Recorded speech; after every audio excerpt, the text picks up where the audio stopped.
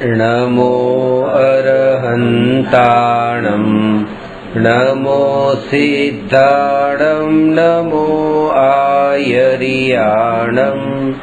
नमो उवज्जायाणं नमो लोये सवसाहु।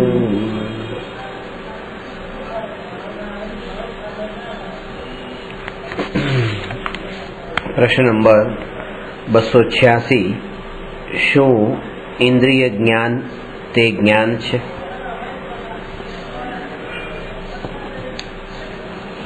ઇન્દ્રિય જ્ઞાન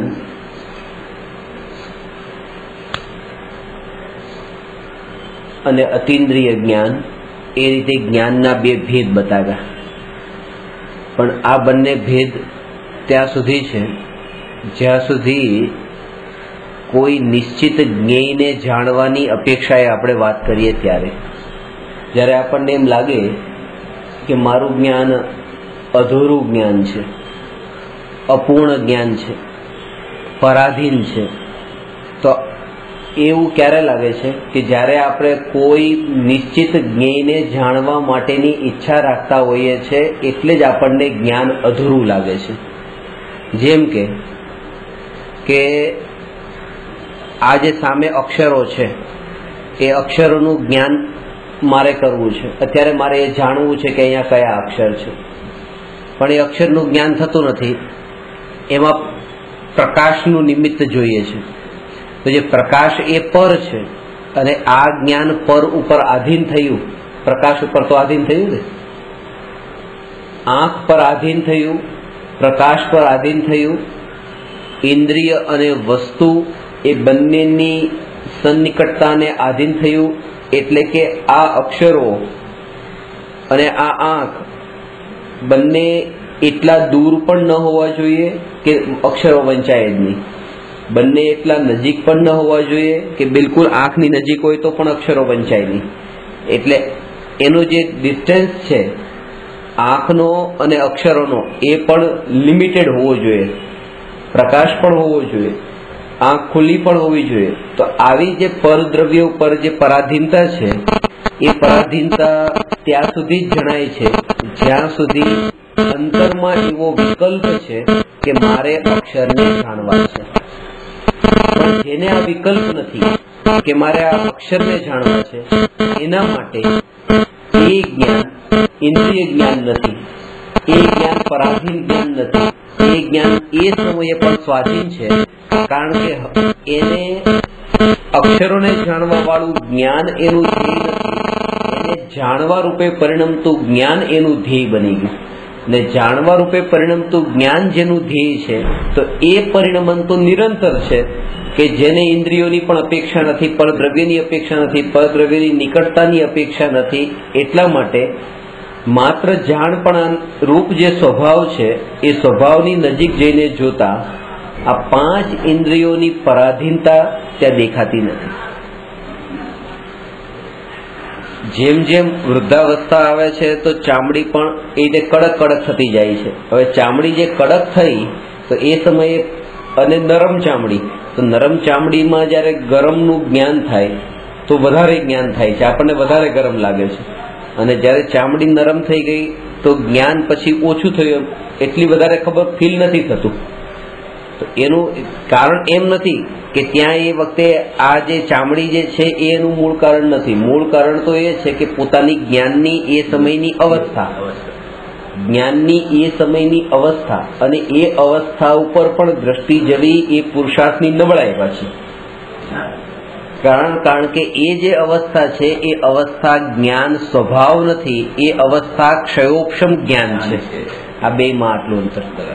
દરેક સમયે આપણને જે અનુભવ થાય છે એ અનુભવ જ્ઞાન કરીએ છીએ એવું લાગે છે, પણ ખરેખર જે છે એ અનુભવ પોતાના શુદ્ધ જ્ઞાન સ્વભાવ છે. સ્વભાવની અનુભૂતિ થતી હોવા છતાંય જ્ઞાનની અનુભૂતિ થાય છે એવું માન્યું, આ માન્યતાનું નામ છે મિથ્યાત્વ. અને આ ઇન્દ્રિય જ્ઞાનનું હવે અત્યારે શું લેવાનું છે કે જ્યારે પણ હવે પરાધીનતા લાગી, પરાધીનતા તરત જ એ જાગૃતિ રહેવી જોઈએ. આ જાગૃત કરવા માટે થઈને આ વાત બતાવે છે કે તમને કંઈક વાંચવું છે અને તમારે ચશ્માની જરૂર છે, તમે ચશ્મા શોધો છો, ચશ્મા ક્યાં, તો ત્યારે તમને જે આકુળતા થઈ રહી છે ને એ સમયે તમે આ જાગૃતિ રાખો કે આ જે આકુળતાનું કારણ છે એ જાણપણું નથી. આ આકુળતાનું કારણ જે છે એ જે સામેનું જે જ્ઞેય છે એ જ્ઞેયની રુચિ, એ જ્ઞેયમાં જે સુખબુદ્ધિ એ આ આકુળતાનું કારણ બને છે. જ્ઞેયોમાં જો સુખબુદ્ધિ ન હોય તો આ આકુળતા થાય નહીં જાણવાની.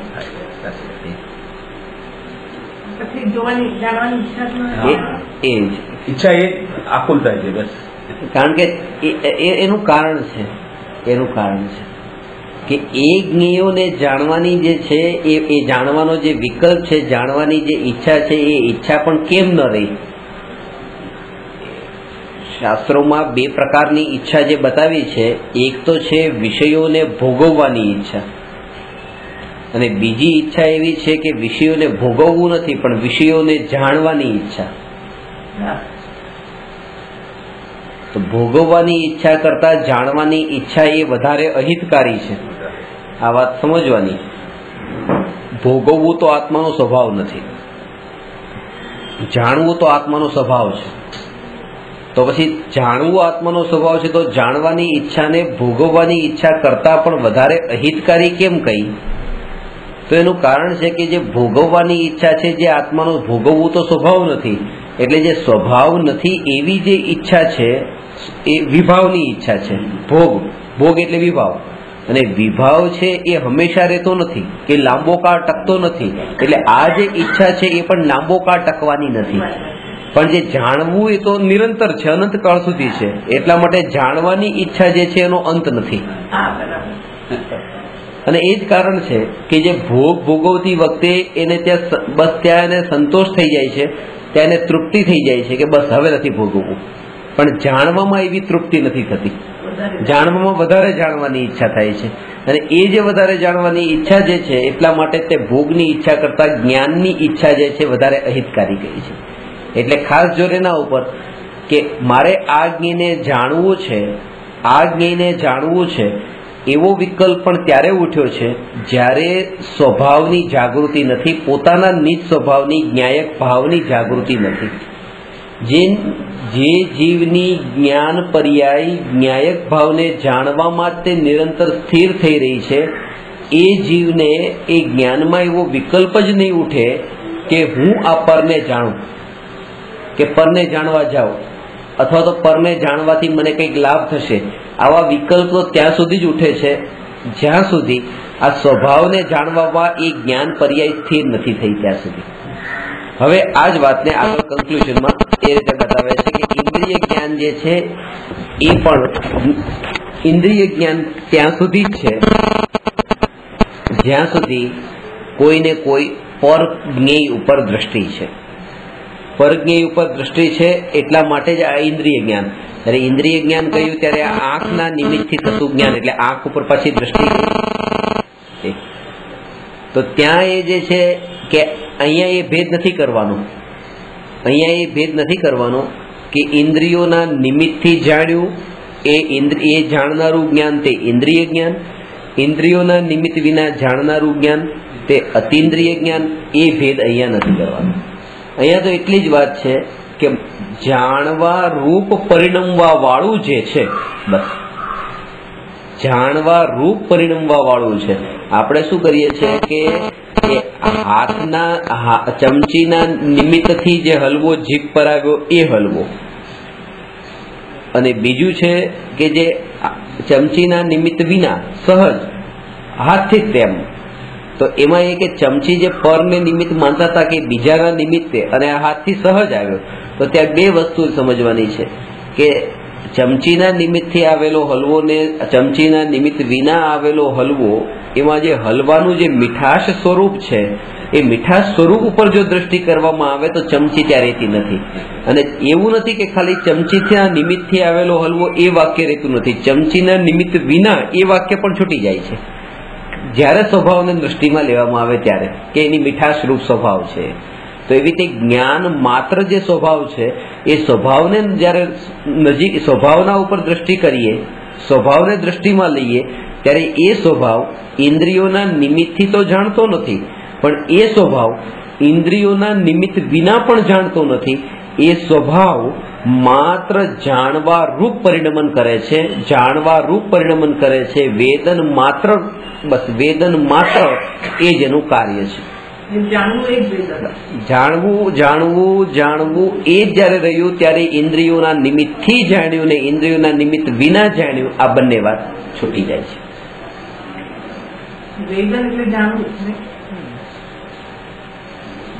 જે જાણવું છે, જે જાણવું છે એ જાણવામાં અત્યારે આ રાગાદી ભાવોના વિકલ્પ સહિતનું જાણવું છે. અને ત્યારે તરત જ ભેદ જ્ઞાનની એ ધારા રહી કે જેવું પણ રાગાદી ભાવરૂપ જે વિકલ્પ છે એ વિકલ્પ અલગ છે, એમાં વેદન નથી. અને અહીંયા જે માત્ર જ્ઞાન જે છે એ જ્ઞાન એ જ વેદન છે, જ્ઞાન છે એ જ વેદન છે. અને એમાં જે એકત્વ, એમાં જે એકત્વ કે આ જ હું છું, આ જ હું છું, એ સ્વસંવેદન છે.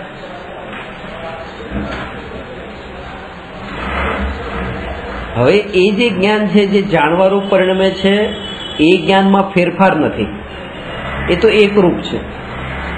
ખાસ વાત એ છે કે વિકલ્પોના તરંગનું મૂળ કારણ તો એ છે કે આ જે પરિવર્તન જે આવી રહ્યું છે, પરિવર્તન થતા એવા જ્ઞેયોમાં તે એવી તૃપ્તિ નથી થઈ હજી કે હજુ પણ આ જ્ઞેય ને બીજું જ્ઞેય ને ત્રીજું જ્ઞેય ને એવી રીતે એક એક જ્ઞેયોમાં જે ઉપયોગ જાય છે, ત્યારે જાગૃતિ આ રાખવાની છે કે એ સમયે દરેક સમયે છે કે એ જાણવા સિવાય બીજા કોઈ રૂપે પરિણમ્યું તો નથી પરિણમ્યું, એટલા માટે એ અપરિણામી રહ્યું, એવું ને એવું રહ્યું, એને કુટસ્થ રહ્યું એવું કીધું. જે જ્ઞાન છે એ જ્ઞાન અત્યારે જો આ સમયની પર્યાયમાં ટેબલને જાણ્યું, બીજા સમયની પર્યાયમાં ખુરશીને જાણ્યું, તો ટેબલને જાણ્યું ને ખુરશીને જાણ્યું. હવે આ બંનેને કોણ કરી દો તો શું કર્યું કે પહેલા સમયની પર્યાયમાં માત્ર જાણ્યું, જાણવાનું કાર્ય એને કર્યું, બીજામાં પણ જાણવાનું કાર્ય કર્યું. કોને જાણ્યું એ નથી લેતા, જાણવા રૂપનું કાર્ય કર્યું અને જાણવાનું કાર્ય કર્યું. ત્રીજા સમયની પર્યાયમાં જાણવાનું કાર્ય કર્યું. તો આવી રીતે જાણવાનું જે કાર્ય કરે છે આ કાર્ય તો પર્યાયનું નામ છે. જે જાણવારૂપ પરિણમે છે, પાછું જાણવારૂપ પરિણમે છે, જાણવારૂપ પરિણમે છે, આવું જાણવારૂપ પરિણમન થાય છે. તેમ છતાં પણ એ પરિણમન નથી, તેમ છતાં પણ એને અપરિણામી કહ્યું, એને કુટસ્થ કહ્યું. તો દરેક સમયે જાણવારૂપ પરિણમન તો થાય છે, તો પછી કુટસ્થ કેમ કહ્યું કે જાણવારૂપ પરિણમ્યું, જાણવારૂપ પરિણમ્યું, જાણવારૂપ પરિણમ્યું, આવું જે એનું એકરૂપ, એનો મતલબ કે ન પરિણમ્યું. પરિણમવાનો અર્થ સમજ પડે નહીં, એમ નથી, એમ નથી.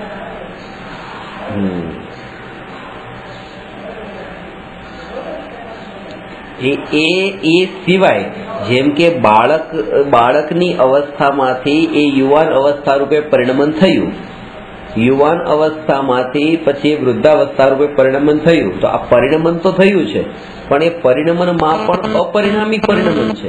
અપરિણામી પરિણમન એટલે કે પરિણમન જે છે એ પરિણમન પોતે જ અપરિણામી છે. એટલે એ ત્રણેય અવસ્થામાં જે શરીરનું નામ બાળકની અવસ્થામાં જે હતું એ જ યુવાન અવસ્થામાં રહ્યું, એ જ વૃદ્ધાવસ્થામાં રહ્યું, એ સિવાય કોઈ બીજા રૂપે થયું. જેમ કે એ રમેશ નામ છે તો રમેશ બાળક, તો યુવાન થયો ત્યારે રમેશ અને વૃદ્ધ થયો તો પણ રમેશ. હવે બાળકથી પરિણમન થઈને યુવાન થયો, યુવાનથી પરિણમન થઈને વૃદ્ધ થયો, પણ રમેશથી પરિણમન થઈને સુરેશ તો ન થયો ને. એટલા માટે આ જે અનેક અવસ્થારૂપ પરિણમન જે છે એ પરિણમન પણ અપરિણામી છે, એ પરિણમન નથી, કારણ કે એમાં આ તો એનું એ જ છે. એમ એવી રીતે જાણવારૂપ પહેલી સમયની પર્યાયમાં જાણવારૂપ પરિણમન થયું, બીજા સમયની પર્યાયમાં જાણવારૂપ પરિણમન થયું, આવું દરેક સમયની પર્યાયમાં જાણવારૂપ પરિણમન જે થાય છે એ જાણવારૂપ પરિણમન પછી મટીને રાગાદી ભાવરૂપ નથી થઈ જતું, એ જાણવારૂપ જ રહે છે, કોઈ બીજું નથી થતું. માટે એ પરિણમન જે છે એ પરિણમન પણ પરિણમન નથી એ બતાવ્યું, પરિણામી પણ અપરિણામી છે એ સિદ્ધ કર્યું. સમજાની વાત? પરિણામ તો છે, આજે જાણવારૂપ પરિણામ છે, એ સિવાય બીજા કોઈ રૂપે પરિણમન ન થયું. પરિણમીને પણ પરિણમતો નથી, એ આનો અર્થ છે. પરિણમીને પણ પરિણમતો નથી અને ન પરિણમતો એવો જે છે એ પાછો એવો તો નથી જ પાછો કે બિલકુલ નથી પરિણમતો, કારણ કે એની દરેક સમયની અવસ્થામાં એનું એક્ટિવપણું, એની જાગૃતિ, એનું બસ સક્રિયપણું છે. ત્યાં જાણવાનું સક્રિયપણું તો દરેક સમયની પર્યાયમાં છે. એટલે આ બંને વાતને સમજવાની. પહેલું એ કે જાણવા, આ તો એ બતાવ્યું કે જાણવા રૂપે પરિણમીને પણ એ પરિણમતો નથી, કારણ કે જાણવા રૂપે જ રહે છે, બીજા કોઈ રૂપે થતો નથી, માટે અપરિણામી. અને અપરિણામી પણ પરિણામી છે, કારણ કે અપરિણામી જે છે એ દરેક સમયે ડેડ નથી, નિષ્ક્રિય નથી, દરેક સમયે એ એક્ટિવ છે, એ પોતે જાણપણામાં એક્ટિવ છે. એટલા માટે અપરિણામી પણ પરિણામી છે અને પરિણામી પણ અપરિણામી છે. આ બંને દ્રષ્ટિકોણ છે એના, પરિણામીના અને અપરિણામીના. હવે જે પરિણામી છે એ પરિણામી અને અપરિણામી, આ જે બે ભેદ છે, આ જે ભેદ સમજ્યા ને, બસ તો આત્માના સ્વરૂપને સમજવા માટે આ ભેદ બે સમજવા જરૂરી હતા. અનુભૂતિ જે છે આ બંને ભેદથી રહિત છે. એ શું છે? કે જે આ જે જાણવારૂપ પરિણમન છે, આ જાણવારૂપ પરિણમન, એ જાણવારૂપ પરિણમન આ સમયનું જે પરિણમન છે, એ જાણવારૂપ પરિણમનમાં જ તે જે નથી પરિણમતું એવું જે ત્રિકાળી જે છે એ દ્રષ્ટિમાં આવે છે. સમજાની વાત? જે પરિણામી છે, પરિણામી, તો પરિણામી શું કહે છે કે જે આ પરિણામી એ કહે છે કે આ જે અપરિણામી જે ત્રિકાળ જાણપણારૂપ છે, જે પરિણમતો નથી એવો જે ત્રિકાળી શુદ્ધ દ્રવ્ય, એ દ્રવ્ય એ જ હું છું. આવું કોણે કીધું? આવું પરિણામે કીધું, બરાબર? આ પરિણામ, તો એ પરિણામ જે છે એ પરિણામ પોતે તે અપરિણામી થયો છે, કારણ કે પોતે પોતાને એને એ રૂપે માન્યો છે. પોતે એ રૂપે થવું એમ. જેમ કે હવે ગરીબ પરિવારમાંથી એ કરોડપતિ પરિવારમાં જન્મી, ત્યાં ગઈ સાસરે, તો ત્યાં હવે પોતાને એને માન્યું ને કે હું કરોડપતિ, તો હું પોતાને માનવું, પોતે એવું માનવું કે હું કરોડપતિ, એનો મતલબ એ છે કે હવે કરોડપતિ થવું એમ. પોતાને પોતાને એ પેલા પણ હતું, તે થવા રૂપ જ હતું, પેલા ગરીબ રૂપે થવા રૂપ હતું. આ પણ પર્યાય છે, એ પણ પર્યાય હતી, આ પણ પર્યાય છે. પણ એ જે પર્યાય છે એ પર્યાયનું સ્વરૂપ કેવું હતું કે એને આ સંપત્તિ ઉપર દ્રષ્ટિ નથી કરી. જેવી દ્રષ્ટિ કરી એટલે પછી એને પોતાને પણ એ રૂપે માની લીધું કે હું કરોડપતિ. તો કરોડપતિ પોતાને માન્યું ને, તો એ માનનાર એ પોતે કરોડપતિ છે. પછી કરોડપતિ તો કોઈ બીજો છે, પણ એમાં એકત્વ જેનો ભાવ થયો છે, એમાં એને મમત્વનો ભાવ થયો છે, એના કારણે પોતે પણ કરોડપતિ. કારણ કે માનનાર જે છે એ જેમને માને છે એ રૂપ પરિણમે છે. એટલે પરિણામી જે છે એ માને છે કે હું અપરિણામી, હું ત્રિકાળી શુદ્ધ જ્ઞાયક. ત્યારે એ પર્યાય જે છે એને જ માન્યું છે, આ દ્રવ્ય નથી માન્યું, એ પર્યાય માન્યું છે કે હું ત્રિકાળી જ્ઞાયક. એટલે પર્યાય જે છે એ ત્રિકાળી જ્ઞાયક બની છે. એ પર્યાય ત્રિકાળી જ્ઞાયક બની છે, એ પર્યાય અપરિણામી થઈ છે. એટલે હવે જે પરિણામી અને અપરિણામી એવો ભેદ હતો એ ભેદ ત્યાં રહ્યો નહીં, અપરિણામી માત્ર રહ્યું. હા, અપરિણામી માત્ર રહ્યું. અને એ અપરિણામી માત્ર પણ આ તમને સમજાવવા માટે કહ્યું.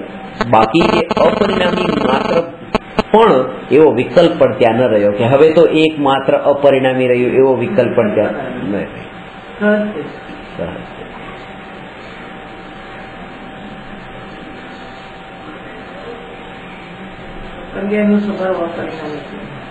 પર્યાય, આ જે પર્યાય છે પોતે પરિણામી હા પરિણામી થઈ ગઈ. હવે ભલે એમાં પરિણમન થતું હોય દરેક સમયે પરિણમન ભલે થતું હોય, પણ માન્યતા એની હવે એ પરિણમન કોઈ પણ પ્રકારનું થતું હોય, પણ એ પરિણમન તો દરેક સમયે થવાનું છે. પરિણમન તો દરેક સમયે થવાનું છે. ત્યાં પણ પરિણમન થવાનું છે. સિદ્ધ અવસ્થામાં પણ પરિણમન થવાનું છે, પણ એ જે પરિણમન છે એ અવસ્થામાં પણ એ પરિણમનના કાળે પણ એ સ્થિતિ કે હું અપરિણામી છું, એ અપરિણામીમાંથી એ પોતે પોતાની પ્રતીતિ પલટાવતી નથી, એ એક જ રૂપ પ્રતીતિ રહી છે કે હું શ્રદ્ધા અપરિણામી છે.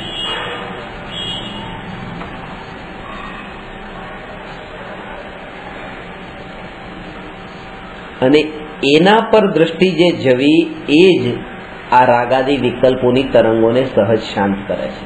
માર્ગ એ છે, અભ્યાસ આ વાતનો આપણે કરવાનો છે કે દરેક સમયે આ જે પર્યાય, જે જાણવાનું કાર્ય, જેને આપણે સીધી ભાષામાં કહીએ તો આ વિચારો, આ જે વિચારો છે એ વિચારો જે દુનિયાના વિષયોમાં જે ભમે છે એ વિચાર ભમતી વસ્તુ પર ન ભમે. હા, અને સ્થિર ઉપર ભમે એમ નહીં, કારણ કે ભમતી વસ્તુ ઉપર પણ એ ભમવા માટે નથી ભમતા, ભમતી વસ્તુ ઉપર પણ સ્થિર થવા માટે એ ભમે છે. એ સ્થિર થવા માટે ગયા છે અને ભમવું પડ્યું છે. આ મારો વિચાર અત્યારે તમારા તરફ ગયો છે, એ તમારામાં સ્થિર થવા માટે ગયો છે, પણ તમે પોતે સ્થિર ન રહ્યા એટલે આ વિચાર પછી સ્થિર ન રહ્યા. તમે પોતે સ્થિર ન રહ્યા એટલા માટે આ વિચાર પણ પછી સ્થિર ન રહ્યો. તો જે વિષયોમાં, જે જ્ઞેયોમાં ઉપયોગ જઈને સ્થિર થવાની કોશિશ કરે છે, એ સ્થિર થવાની કોશિશ તો એની એ જ છે કે સ્થિર થવું, કારણ કે સ્વભાવ છે આત્માનો સ્થિર થવું. પણ એ જ્ઞેય જે છે એ જ્ઞેય પોતે જ એવા અસ્થિર છે અને દ્રષ્ટિ જ્ઞેયાધીન છે, એટલા માટે એ ઉપયોગનું પણ ત્યાં સ્થિર થવું બનતું નથી. એટલે આ જ કે અસ્થિર જ્ઞેયોના તરફ લક્ષ્ય કરતા ઉપયોગ પણ અસ્થિર જ રહે છે, ને સ્થિર જ્ઞેય પર લક્ષ્ય કરતા ઉપયોગ પણ સ્થિર થાય છે. જે આ જ્ઞેયો છે, આ બધા જ્ઞેયો અસ્થિર છે, નિરંતર પરિણમનશીલ છે, ગતિશીલ છે, એક રૂપ નથી. અને ઉપયોગ તો એમાં એવો તન્મય થાય છે કે તરત જ જ્યારે એ જ્ઞેય જેવું હલે છે, ઉપયોગ પણ ચંચળ થઈ જાય છે, વિચલિત થઈ જાય છે, ભ્રમિત થાય છે. એ સમયે આ જાગૃતિ કે એ પરિણમન એનું થાય. અત્યારે આ ઉપયોગ જે છે એ કેટલી પર્યાય તરફ છે, ખાસ વાત એ સમજવાની છે. ઉપયોગ અત્યારે આ કોઈને કોઈ પરપદાર્થ તરફ જઈ રહ્યો છે, કોઈ એક દ્રવ્યની, એક ગુણની કોઈ એક પર્યાય ઉપર એનો ઉપયોગ જાય છે, એક પર્યાય ઉપર ઉપયોગ ગયો છે. અને એ પર્યાય ઉપર જ્યારે ઉપયોગ ગયો છે ત્યારે એ જાગૃતિ રહી કે આ સમયે આ ઉપયોગ આખા જગતની અનંત દ્રવ્યની, અનંતાનંત ગુણોની, અનંતાનંત પર્યાયમાં ગયો નથી, અને એનું સહજ પરિણમન છે, જેનાથી મારે કોઈ નિસ્બત નથી, કઈ કનેક્શન નથી. તો પછી આ જે વર્તમાન પર્યાયમાં પણ આ તન્મયતા કેમ? આને પણ હું એ જ પ્રકારે ગૌણ જાણું જેવી રીતે મેં બાકી બધાને ગૌણ જાણ્યું છે. એટલે એ જ રીતે કે જગતમાં રહીને પણ જગતથી એ જોડાયેલો ન રહે. અત્યારે જગતમાં રહીને કોઈ એક જ્ઞેયથી, એક પર્યાયથી તો જોડાઈને રહેવા માંગે છે, કોઈને કોઈ વિશેષ પર્યાય. ઉપયોગ હજુ ને કઈ બારમાં જઈને ઉપયોગ ને બારમાં સુખ બુદ્ધિ ત્યાં આત્મામાં છે, પર પદાર્થમાં રસ્તા પર ચાલતા ચાલતા જઈએ છે, દુકાન પર નજર કરીએ છીએ, ત્યાંથી કઈ લેવું નથી, કઈ ખરીદવું નથી, તો પણ આ એક પ્રકારની અંતરની વૃત્તિ જેવી છે. દુકાનમાં બોર્ડ લગાવેલું છે, કોઈ જગ્યાએ બહાર હોર્ડિંગ લગાવેલું છે, તો એ વાંચ્યું બીજા દિવસે નીકળ્યા તો પણ પાછું નજર પડી તોય વાંચ્યું, ત્રીજા દિવસે તોય વાંચ્યું, એકવાર વાંચ્યું તો પછી વાંચવાની શું જરૂર છે? પણ આ જ અંદરની જે વૃત્તિઓ છે કે વિષયોમાં જે વૃત્તિઓ જે જાય છે અને ત્યાં વિષયોમાં જોડાય છે, આ એક આદત સહજ પડી ગઈ છે. અને આવી જે આદત છે એ આદતને માટે પેલા બતાવ્યું કે તમારી એ જાગૃતિ રહી, પેલા એ અંદરમાં ખબર પડે કે મારે પ્રયોજન કઈ નથી. વિકલ્પોની પરંપરામાં હું ગમે એટલો ઊંડો ઉતરું, મને હાથમાં કશું જ આવવાનું નથી, આવી દ્રઢતા અંદરમાં આવે તો એ જે વિકલ્પોમાં જવાની જે ગતિ છે એ ગતિ મંદ થતી જાય. એ તાત્કાલિક અત્યારે એનો અભાવ નહીં થાય, પણ મંદ થશે. અને આ જાગૃતિના બળ પર એટલે દરેક સમયની જાગૃતિ શબ્દ જયારે હું વાપરું છું, જાગૃતિનો અર્થ જ આ છે. જાગૃતિનો અર્થ એ છે કે ભલે અત્યારે કઈ નવું ન પામો તો કઈ નહીં, પણ એટલા અંદરમાં ઊંડા તો ન ઉતરો. એ સમયે બીજું કઈ નથી થતું. આપણને એમ લાગે છે કે એ સમયે આપણે હવે કોઈ વસ્તુને જોતા જોતા જઈએ છીએ, જતા રહ્યા કે ચલો ઠીક છે, આપણી 5 મિનિટ બગડી, આ 5 મિનિટ આપણી બગડી કે કઈ ને કઈ પ્રયોજન નતું, તેમ છતાં પણ 5 મિનિટ રસ્તા પર ચાલતા ચાલતા આપણે બધી વસ્તુને જોતા જોતા નીકળ્યા અને ઉપયોગને ભમાવ્યો, સમય પણ બગાડ્યો અને પરિણામો પણ મલિન કર્યા. બસ આટલું જ નુકસાન લાગે છે. પણ એ નુકસાન બહુ મોટું નુકસાન છે. બહુ મોટું નુકસાન એ છે કે જે અનંતની યાત્રાએ આપણે નીકળ્યા છીએ, એ યાત્રામાં ભવિષ્યની અનંત પર્યાયોમાં આ સંસ્કારો જેવા દ્રઢ થાય છે. આ 5 મિનિટમાં આપણે ખાલી 5 મિનિટ નથી બગાડી, એ જે વિચારોને જે ભમાવ્યા છે એમાં એવો સંસ્કાર અંદરમાં દ્રઢ થયો છે કે આગળની પર્યાયોમાં પણ હવે સહજ, આ જેમ કીધું ને કે સહજ રૂપે ઉપયોગ ત્યાં જતો રહ્યો છે. આ કેવી રીતે ગયો? આ પહેલાનો સંસ્કાર જ એવો અંદરમાં દ્રઢ કરેલો હતો, એ ખેંચીને લઈને ગયો. આ સહજ એ જાણ્યું ને, એકવાર જાણ્યું તો પછી શા માટે જાણવું છે? કારણ કે સંસ્કાર જ એવો દ્રઢ કર્યો છે. અને એ જ રીતે સંસ્કાર જો દ્રઢ કરેલો હોય કે હું ભગવાન આત્મા જ્ઞાન સ્વભાવી છું, આવું જાણ્યું, હવે જાણી લીધું. પછી ગઈકાલે તમે જાણ્યું તો પછી આજે શું કામ જાણો છો? પછી આજે તમે આ જ વાતને શું કામ પૂછો છો? વાત એ છે કે જેમ વિષયોના સંસ્કાર દ્રઢ થાય છે, એમ આ પણ સંસ્કાર દ્રઢ થાય છે જ્ઞાયકના, કે હું જ્ઞાયક છું. કાલે જાણ્યું હતું પણ તો પણ હું જ્ઞાયક છું. આ દરેક સમયની પર્યાયમાં એવી જાગૃતિ, એનું એ પણ સંસ્કારના બળે થાય છે.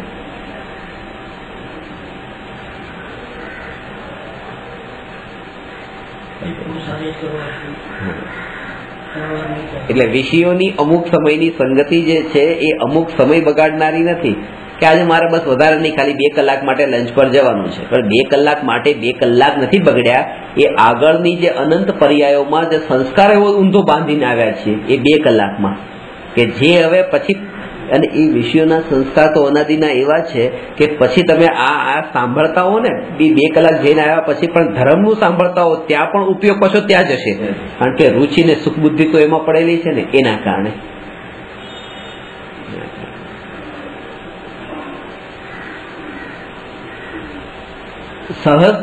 સહજતાનો અર્થ શું છે કે હવે તમારે તો શું હવે જવાનું જ નહીં 2 કલાક? એમ નથી. સહજતાનો અર્થ એ છે કે હવે તમારો ઉપયોગ જે છે એ ઉપયોગ એના તરફ નથી જતો. એના કારણે તમને કોઈ મહાનતા નથી લાગતી, ઉપયોગ જાય તો પણ કે ન જાય તો પણ. એનું નામ, એને અસાર જાણવાનો અર્થ એ છે. આ 5 ઇન્દ્રિયના વિષયના ભોગ છે, આ વસ્તુ આટલી સુંદર છે. હવે આ અસાર છે, આમાં સુખ નથી, આની કિંમત કોડીની છે, આમાં કઈ નથી. આટલી વાત ખબર પડી. તો હવે જેણે આ વસ્તુને છોડી દીધી અને દીક્ષા લઈ લીધી, તો એને કોડીની વસ્તુ છોડી છે. આમાં કઈ હતું તો કશું જ નહીં, અને એને છોડ્યું. તો એવું તો કઈ નથી, એવું તો કોઈ મહાન કામ કર્યું નથી.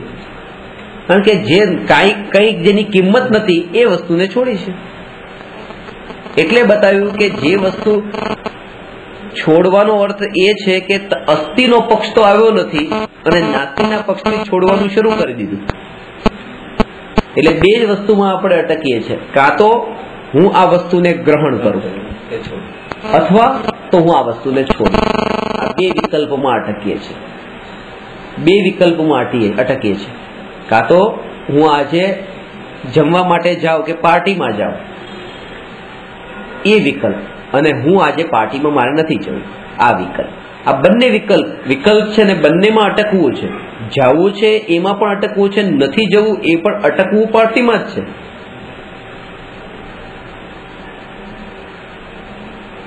ઉપયોગ, હું જ્ઞાયક, એમાં ઉપયોગ એવો સ્થિર રહે કે આ 2 વિકલ્પોના લંબાણમાં ઉપયોગ ખેંચાય નહીં, જોડાય નહીં.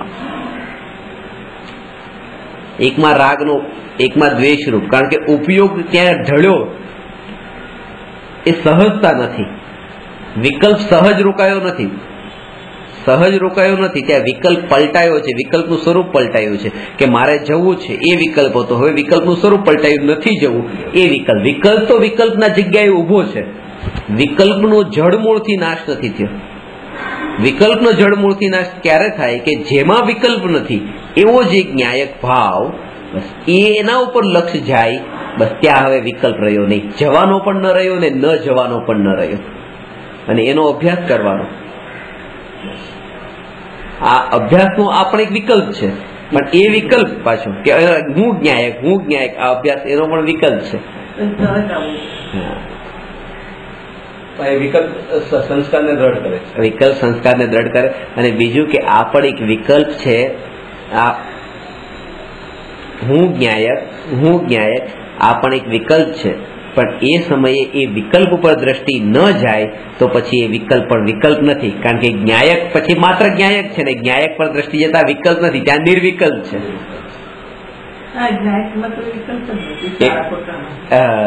એટલે પરિણમન ચાલુ છે, પરિણમન ચાલુ છે, પરિણમન ચાલુ છે, પણ પરિણમન માત્રનું નામ વિકલ્પ નથી. જ્ઞાન પર્યાયનું જે પરિણમન છે એ પરિણમન માત્રનું નામ વિકલ્પ નથી. વિકલ્પ તો શું છે કે જે જ્ઞાન પર્યાયમાં જે જ્ઞેયો જણાય છે, આ વિકલ્પની સિમ્પલ પરિભાષા. જ્ઞાન પર્યાયમાં જે જ્ઞેયો જણાય છે તે જ્ઞેયોના કારણે જ્ઞાનમાં ભેદ જાણવો, આ વિકલ્પ જણાવવો, એવો માલુમ થવો.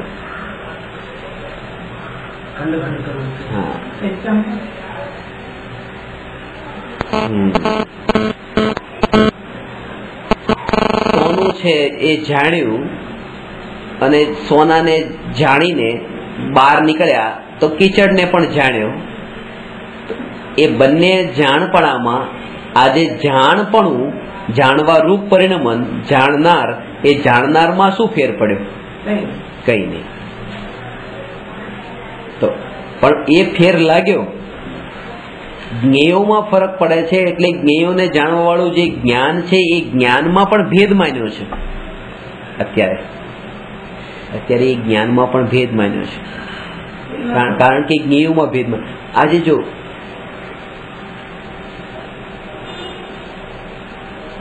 જ્ઞાન તો દરેકને છે, આતંકવાદીઓને પણ જ્ઞાન છે કે ગોળી ક્યાં મારવી, કેવી રીતે મારવી, કેવી રીતે હત્યા કરવી.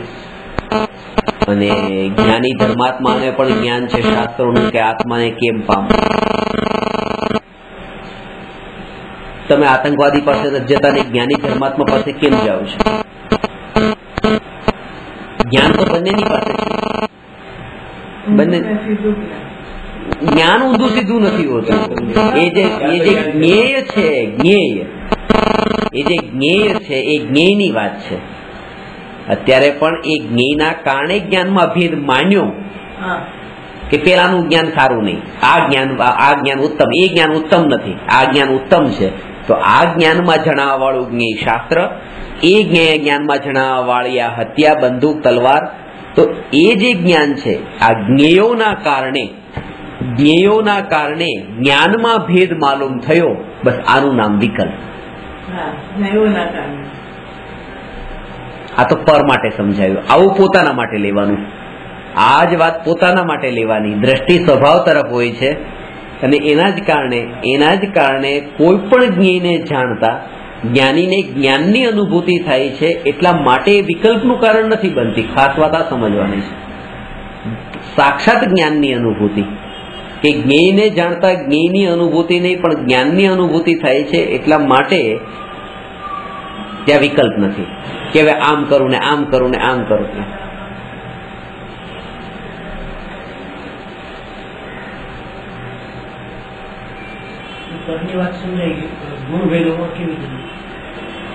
એટલે જ્ઞાન એટલે એ જ કે પરના ભેદમાં જ્ઞાનની પર્યાયમાં ભેદ માન્યો.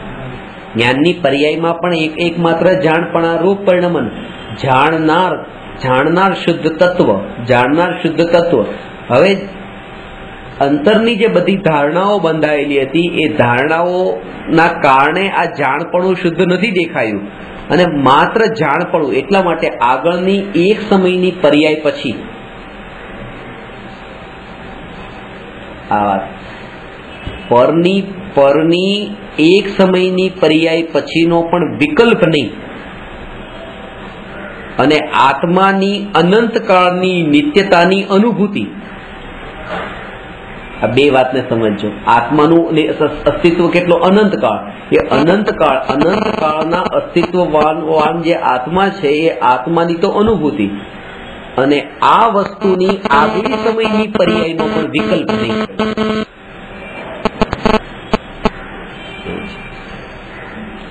એટલો ટાઈમ ન રહેવો જોઈએ તમારી પાસે, એટલો સમય ન રહેવો જોઈએ વિચારને વિકલ્પ કરવાનો કે કાલે શું કરવું છે, 2 દિવસ પછી શું કરવું છે, આવતા ભાવમાં હું ક્યાં જઈશ.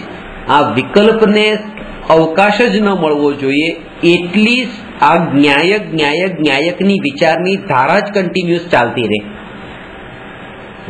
તમને એમ થયું ને કે તો કાલના પ્લાનિંગ કરવાના કે નહીં કરવાના, કાલે શું કરવું છે, કાલે શું જમવાનું બનાવવું છે, કે બપોરે શું જમવાનું બનાવવું છે, તો મારે ત્યાં જવું છે તો જવું કે ન જવું, આ બધા પ્લાનિંગ કરવા કે ન કરવા, આ બધું જે છે આ વિકલ્પ તો એટલે ઉભો થયો છે કારણ કે જ્ઞાયકની ચિંતનની ધારા નથી. અવકાશ આપ્યો છે પોતે જ, એ વિકલ્પને આમંત્રણ આપ્યું છે કે આવી જા, મારે કઈ કામ નથી. પણ જેને અંદરમાં એટલું કામ છે કે બસ સ્વભાવની સાથે તન્મયતાને જોડાણ છે, એની પાસે હવે આ ટાઈમ જ ક્યાં છે કે વિકલ્પ હવે આવે. અને કદાચિત ઉદય અનુસારે વિકલ્પ આવશે, એવું નથી કે વિકલ્પ નહીં આવે.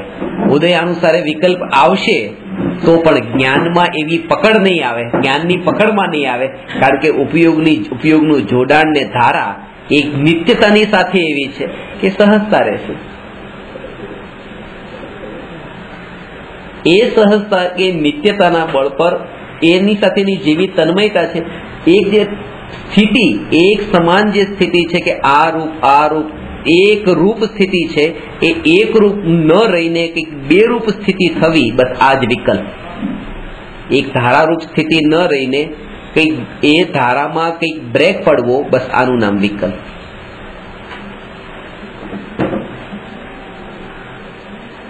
અને એટલા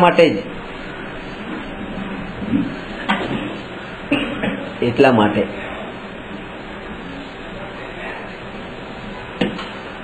કે કોઈ પણ જ્ઞેયને જાણીને જે અંતરમાં ધારણા બાંધેલી છે ને, ધારણા તે આપણને સહજ સ્વીકાર કરવા માટે સહજ નથી સ્વીકાર કરવા દેતી. જે ધારણાઓ, પહેલી જે ધારણા બાંધેલી છે અંદરમાં પૂરી અપેક્ષાનો ભાવ આમ હશે, આ ભવિષ્યની પર્યાય માટે. હું અહીંયા 6:45 વાગે આવું છું અને એમ છે કે કોઈ અહીંયા આવી ગયો છે, કોઈ નથી આવ્યું, તો ધારણા પૂરી ધારણા કે આવી ગયા છે, 7 વાગે તો આવી જશે, 7 વાગે કોઈ નથી આવ્યું. તો આ જે બધી ધારણા ભવિષ્ય, જયારે 6:45 વાગ્યા ત્યારે 6:45 થી 7 ની વચ્ચે તો ભવિષ્ય જ હતું ને. પણ ભવિષ્યની જે વિકલ્પોની પૂરી પરંપરા ત્યાં અંદરમાં પડેલી છે કે આમ થશે, આમ થશે, આમ થશે, એના જ કારણે આ જે જ્ઞાન છે એ જ્ઞેયને જ અનુભવે છે, સામેની ઘટનાને અનુભવે છે. હજી આ નથી આવ્યા, હજી આ નથી આવ્યા, હજી આ નથી આવ્યા, પણ આ ભવિષ્યની વિચાર જ જે નથી કર્યો કે આગલી પર્યાયમાં શું, વર્તમાનમાં, બસ વર્તમાન, હું જ્ઞાન સ્વભાવી, એ વિચારની ધારા જો રહેતી હોય તો કેટલા આવે છે, કોણ આવે છે, ક્યારે આવે છે, એની સાથે પ્રયોજન નથી. કારણ હું જ્ઞાન, હું જ્ઞાયક, એ સ્વભાવની જાગૃતિ જે છે એ જ પરથી ઉદાસીન બનાવે છે.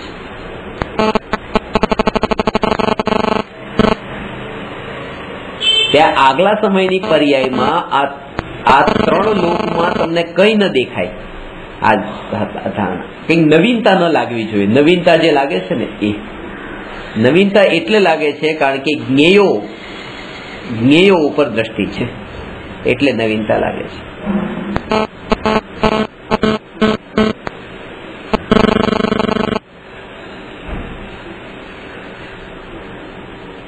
આજે તમે અહીંયા અંદર પ્રવેશ કર્યો ત્યારે કંઈક નવીનતા હતી? રોજ આવું એના કરતા કઈ નવું હતું? લાઈટ નથી. રોજ લાઈટ હતી, આજે લાઈટ નથી. અંતરમાં ધારણા બાંધી છે કે હું ત્યાં જાઉં છું, ત્યાં લાઈટ હશે. આ ધારણા અને એ એવી ઘર કરી ગઈ, એ સીધો તે પહેલો વિકલ્પ કર્યો, અરે આજે કેમ આમ, આજે આમ છે, કંઈક અલગ છે. એટલે જે અંદરની જે સહજ સ્થિતિ જે રહેવી જોઈએ ને, એકલી જાણપણા રૂપ જે ધારા રહેવી જોઈએ, એ ધારા ત્યાં તૂટી. ભલે એવું ન કર્યું અરે ક્યારે આવે ક્યારે આવે, પણ એ કે આજે આવું છે, આજે એ નથી જે કાલે હતું, આજે એવું નથી જે પહેલા હતું, અને ત્યારે જે એવું હતું એવું અત્યારે નથી, અત્યારે કંઈક નવું છે. આવું એના માટે છે જેની દ્રષ્ટિ જ્ઞેય ઉપર છે. જ્ઞાન માત્ર જ જેનું ધ્યેય છે એને આ વિષયોમાં તન્મયતા એવી નથી થતી, અને એટલા માટે એ એટલો પ્રભાવિત પણ નથી થતો.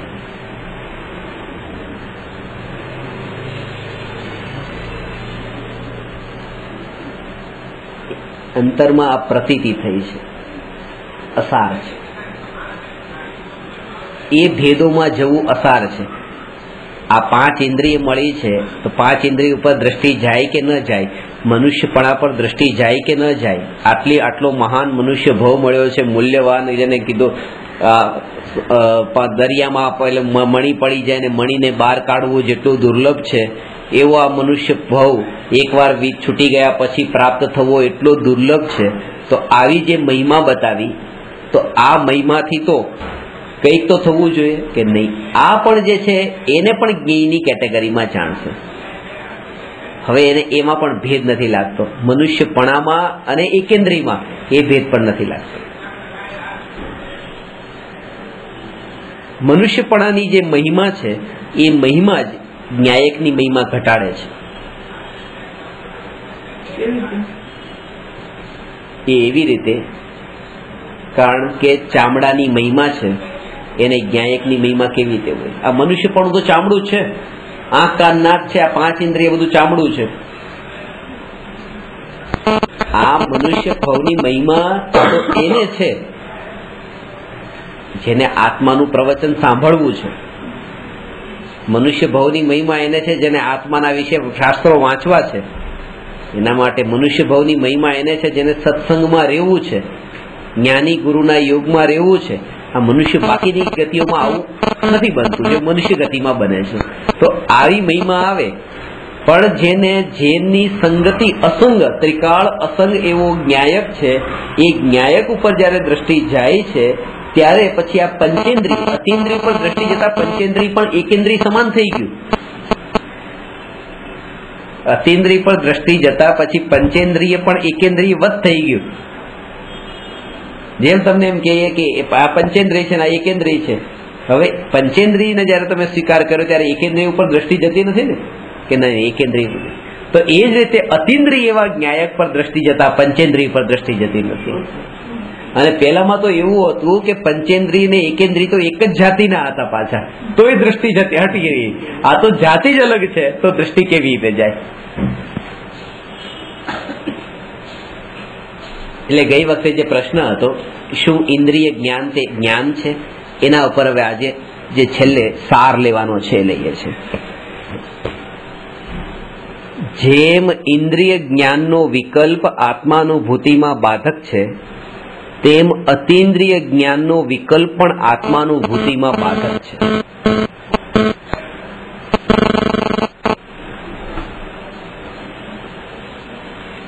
વિકલ્પ છે. જેમ હમણાં બતાવ્યું કે ભોગનો વિકલ્પ અને ત્યાગનો વિકલ્પ નથી કરવો પડતો. એટલે ગઈ વખતે જે વાત કરી કુંદકુંદાચાર્યને વસ્ત્ર નિર્વસ્ત્ર હતા, નગ્ન હતા, તો નગ્ન કેમ હતા? કે વસ્ત્ર નથી પહેરવા, એવા વિકલ્પ નતા. સ્વભાવની સ્થિરતા એવી હતી કે પહેરવાનો કે ન પહેરવાનો આ કોઈ વિકલ્પ ન રહ્યો. તો જે સ્થિતિ રહી ગઈ એ રહી ગઈ. એ સહજતા. અને ભાવલિંગી મુનિની એ સ્થિતિ છે કે હવે એ પહેરવાનો ને ન પહેરવાનો બંને વિકલ્પ નથી. એટલા માટે જ જયારે કોઈ ધાબળો ઓઢાડી દે છે તો ધાબળો એને કાઢવાનો પણ વિકલ્પ નથી. પછી પોતે પોતાની સ્થિરતામાં છે અને ધાબળો કોઈ ઓઢાડી દીધો તો જેમ ધાબળો ઓઢવાનો રાગ નતો તો ધાબળાને નથી ઓઢવો એવો દ્વેષ પણ નથી. કારણ કે ઉપયોગ ત્યાં નથી, ઉપયોગ ન્યાયકમાં છે, ખાસ તન્મયતા એ છે. એટલે એ સહજ સ્થિતિ છે. એટલે બે વિકલ્પની વાત કરી, ઇન્દ્રિય જ્ઞાન વાળો અને અતિન્દ્રિય જ્ઞાન વાળો, બંને વિકલ્પ છે.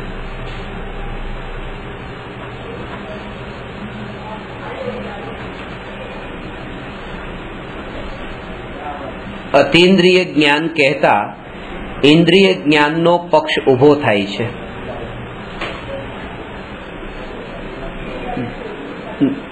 નાસ્તી રૂપે એ વિકલ્પ તો ઉભો રહ્યો, અતિન્દ્રિયમાં પણ ઇન્દ્રિય છુપાયેલું છે ને, એટલે ઇન્દ્રિય જ્ઞાન તથા અતિન્દ્રિય જ્ઞાન તે બંને પક્ષ છોડીને હું જ્ઞાન સ્વભાવી છું તથા મને જ્ઞાનની અનુભૂતિ થાય એવી ભાવના હોવી જોઈએ.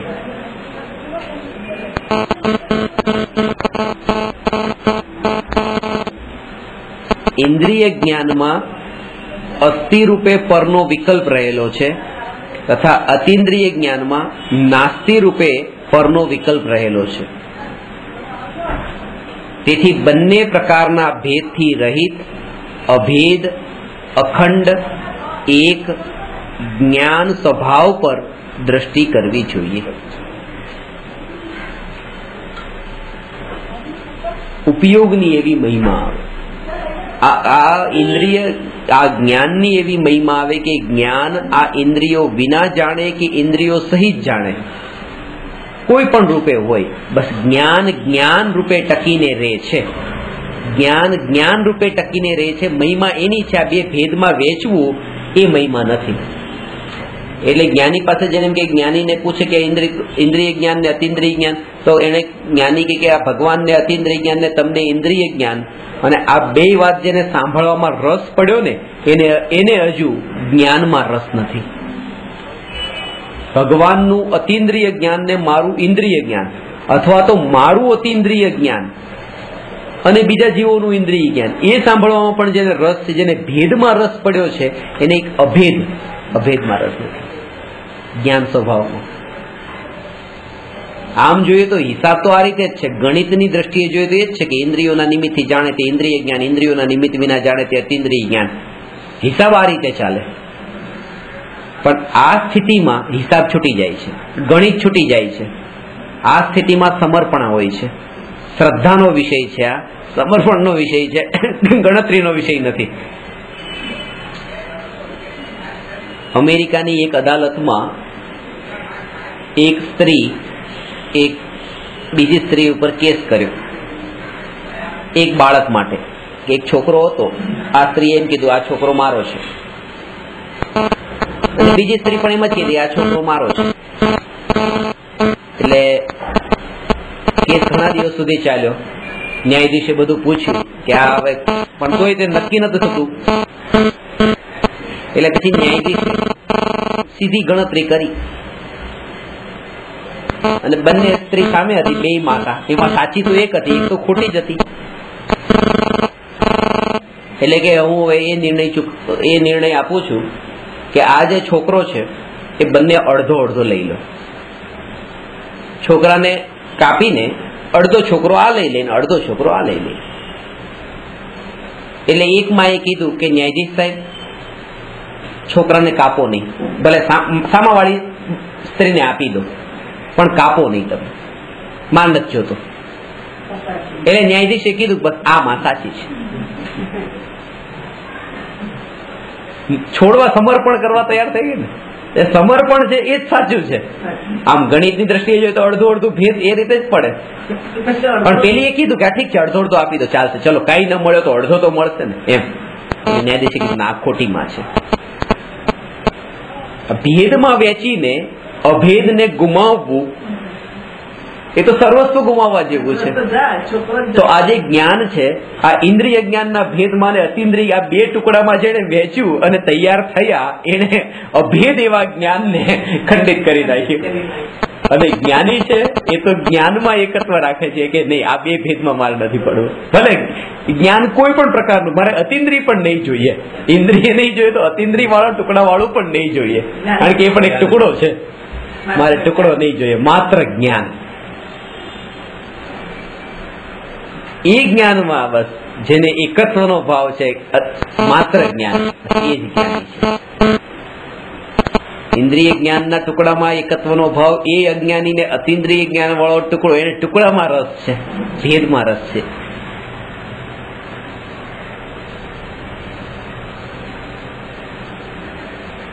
ઇન્દ્રિય જ્ઞાનમાં અસ્થિ રૂપે પરનો વિકલ્પ રહેલો છે તથા અતિન્દ્રિય જ્ઞાનમાં નાસ્તિ રૂપે પરનો વિકલ્પ રહેલો છે.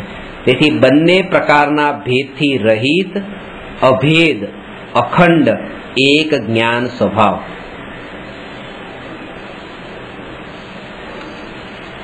દ્રવ્ય અપેક્ષાએ અભેદ, ક્ષેત્ર અપેક્ષાએ અખંડ, કાળ અપેક્ષાએ એક અને ભાવ અપેક્ષાએ જ્ઞાન સ્વભાવ. આ ચાર આમ લખ્યું છે, સળંગ વાંચીએ તો એ ભેદ નહીં ખબર પડે, પણ આમ એને સમજવાનું છે. બંને પ્રકારના ભેદથી રહિત આત્માનું જે સ્વભાવ છે, જ્ઞાન સ્વભાવ, એ કેવો છે? અભેદ છે, અખંડ છે, એક છે, એવો આ જ્ઞાન સ્વભાવ. અભેદ કેવી રીતે?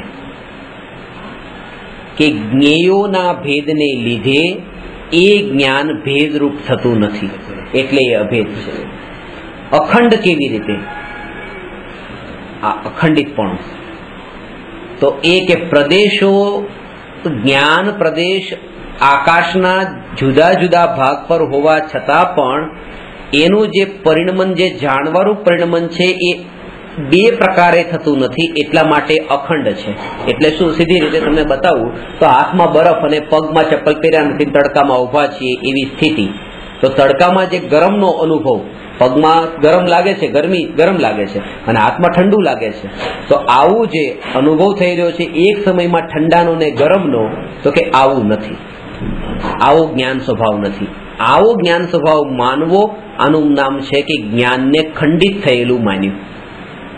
એક જ્ઞાન જે આખો આત્મા એક છે, આ આત્મામાં જ્ઞાન એક છે, અને એ સમયે અહીંયા જ્ઞાન અલગ ને અહીંયા અલગ, એનો મતલબ કે બે ખંડિત થઈ ગયા.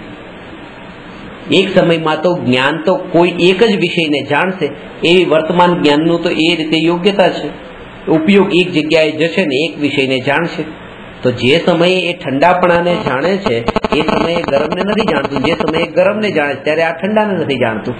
પણ એ બંને વચ્ચેનું કાળ એટલો નજીકનો હોય છે અને એની ગતિ એટલી તીવ્ર હોય છે, એટલે એ ભેદ ખબર નથી પડતો કે ક્યારે ગરમથી ઠંડા પર આવ્યા અને ઠંડાથી ગરમ પર આવ્યા, પણ હોય છે બંને વારાફરતી. અને જ્યારે એનો મતલબ શું થયો કે જ્યારે આ ઠંડુ અહીંયા જ્ઞાનમાં જાણ્યું, ઠંડાનું જ્ઞાન થયું, ત્યારે પગના જે પગ જે છે ત્યાં જે આત્માના પ્રદેશો છે, ત્યાં જે જ્ઞાનના પ્રદેશો છે, એ જ્ઞાનના પ્રદેશોનું પરિણમન પણ ત્યાં ઠંડાને જાણવા રૂપ પરિણમન છે એ પગના. કારણ કે કઈ અલગ થોડું છે, તો એક જ સિંગલ પીસ છે ને. અને એ જ રીતે જે સમયે ગરમનો જ્યારે અનુભવ થાય છે ત્યારે અહીંયા બરફ હોવા છતાં પણ અહીંના જ્ઞાન પ્રદેશો ગરમની જ અનુભૂતિ કરે છે, ઠંડાની નથી કરતા, કારણ કે એ પણ અભેદ છે, એક છે. આનું નામ છે અખંડિતપણું જ્ઞાનનું.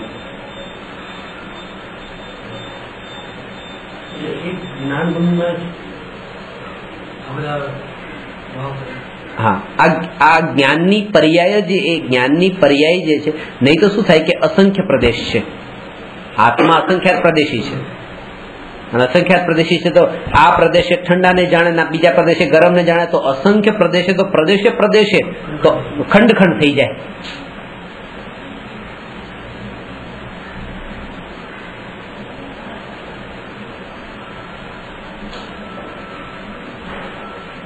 આવું સ્વરૂપ આત્માની અનુભૂતિમાં બાધક નથી કે ઉપયોગ જ્યારે ઠંડા તરફ ગયો ત્યારે ગરમ તરફ ન ગયો, અને ગરમ તરફ ગયો ત્યારે ઠંડા તરફ ન ગયો. આવું બીજા તરફ, બધા તરફથી ઉપયોગ ઓટોમેટિક હટી ગયો. આને આપણે પરાધીનતા માનીએ છીએ. ત્યારે કેવી પરાધીનતા કે અહીંયા ઉપયોગ જાય છે તો ત્યાં પગમાંથી હટી જાય છે, ભલે પગમાં ગરમ હોય તો પણ. અને પગના જે ઉપયોગ જયારે ગયો ત્યારે હાથમાં બરફ હોવા છતાં પણ ઉપયોગ હટી જાય છે. તો આ જ્ઞાનની કેવી પરાધીનતા કે હોવા છતાં પણ અનુભવ નથી થતો, કે આ પરાધીનતા નથી, આ જ નિર્વિકલ્પ અનુભૂતિનું સાધન છે. કે જ્યારે આત્માની અનુભૂતિ થશે ત્યારે પગમાં ગરમ હશે ને હાથમાં બરફ હશે તોય ઉપયોગ ત્યાં નહીં જાય, ત્યારે તો અનુભૂતિ થશે. એટલે આ તો એવી મહાન વાત છે કે એના બળ પર જ અનુભૂતિ થાય છે કે આવો આત્માનો સ્વભાવ છે કે ભલે હોય તો પણ ઉપયોગ એમાં ન જાય.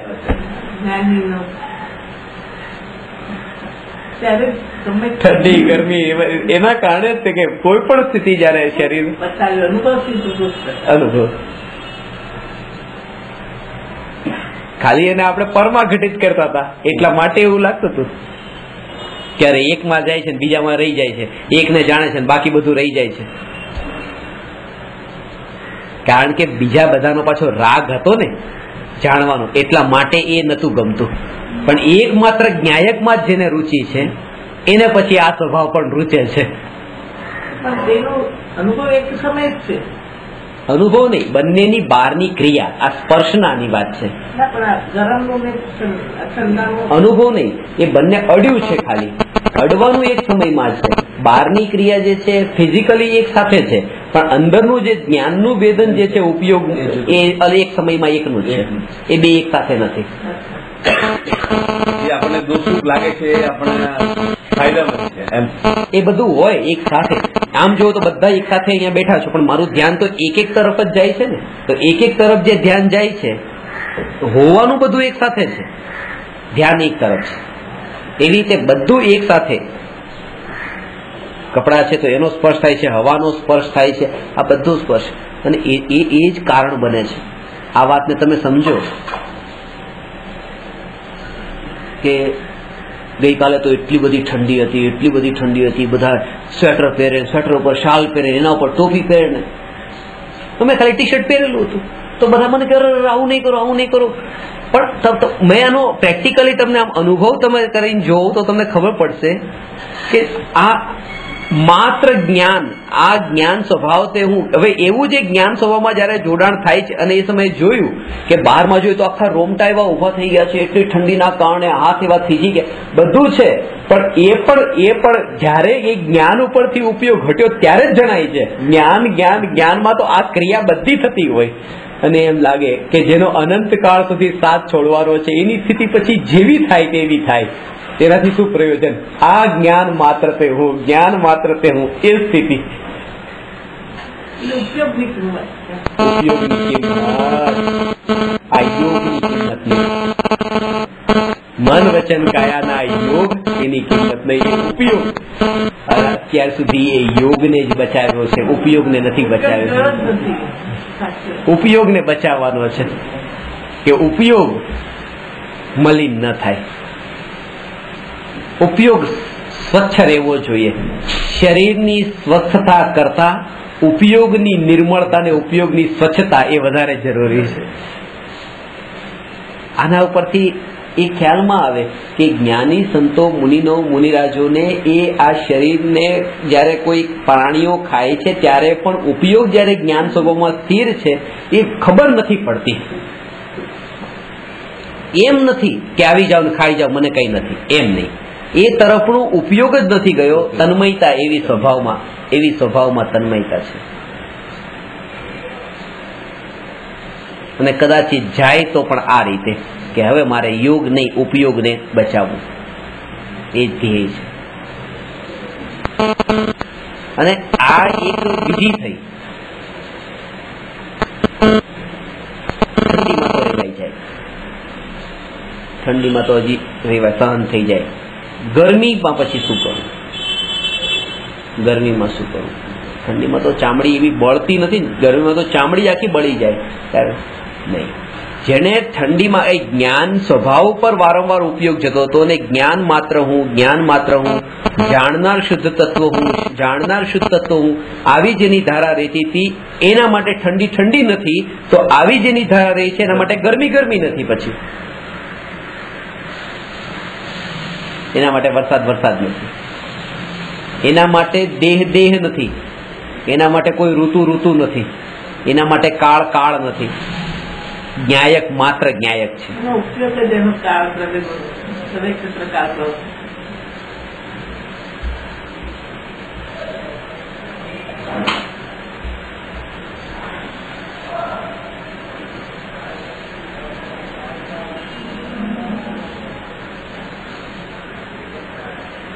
અભ્યાસ આપણે આ રીતે કરી શકીએ. શરૂઆત તો આનાથી જ કરવાની છે ને. એ ઠંડી અને એ ગરમી તો જયારે જ્ઞાનમાં જણાય અને સહજ જ્ઞાતા રે ત્યારે રે. પેલા અત્યારની એટલે જ અત્યારે આપણી આ ભૂમિકામાં પણ આટલું તો અભ્યાસ તો શરૂ કરે. અભ્યાસ તો શરૂ કરે. એવી ઠંડીનો વિચાર આવે તો એવું મળવાનો વિચાર આવે તો આગ લાગી વિચાર આવે તો પણ લાગે. ઠંડીનું ભાવવાસન થઈ ગયું છે. એ જ ભાવવાસન અનુભવ થઈ ચુક્યો છે ને અનેક વાર. અનુભવ કરનારનો અનુભવ વિધિ બધી બતાવી છે પણ ઊંધો ઊંધી વિધિ છે. ખબર તો છે કે આ અનુભવ અત્યારે યાદ આવે તો પણ પેલો અનુભવ ગયો જ નથી. નકાર નહીં જોઈએ, નકાર નહીં જોઈએ, સ્વીકાર જોઈએ. ઠંડી છે ને? ના ના ના ઠંડી નહીં. હવે શરીરને ઢાંકી દો, મારે ઠંડી નહીં. ગરમી છે, ગરમી નહીં. હું હવે કઈક ઠંડુ. ગુરુદેવ તો કહેતા હતા ને કે આ પ્રકૃતિના સ્વરૂપથી એ ઊંધો ચાલે છે. પ્રકૃતિના સ્વભાવથી ઊંધો ચાલે છે. પ્રકૃતિનો સ્વભાવ છે શિયાળામાં ઠંડી પડે છે એનો સ્વભાવ છે ને પ્રકૃતિનો.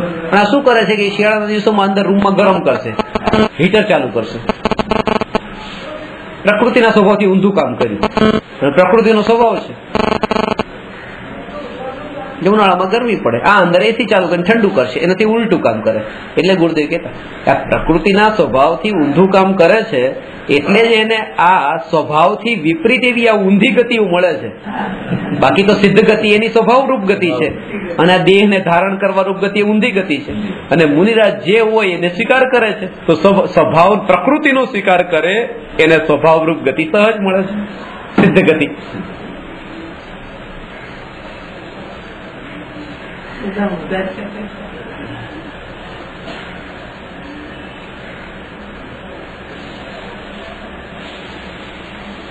આ વાત ખાસ.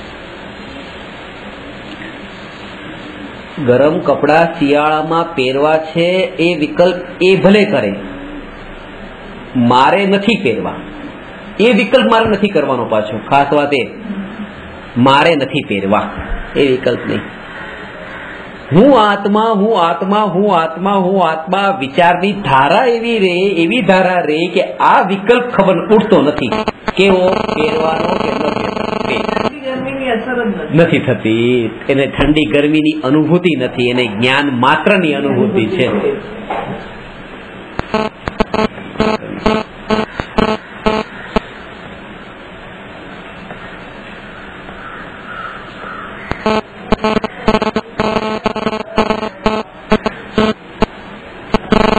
એક એવી સરસ કપડા પહેરીને ચોખ્ખા કપડા પહેરીને નીકળ્યા, કાદવ કીચડ છે, ગાડી નીકળીને ગાડીના કારણે તમારા કપડા ગંદા થયા. એ સમયે મન કેટલું ડોલાઈ ગયું, કેટલું હલી ગયું, ચિત્ત કેટલું વિચલિત થઈ ગયું.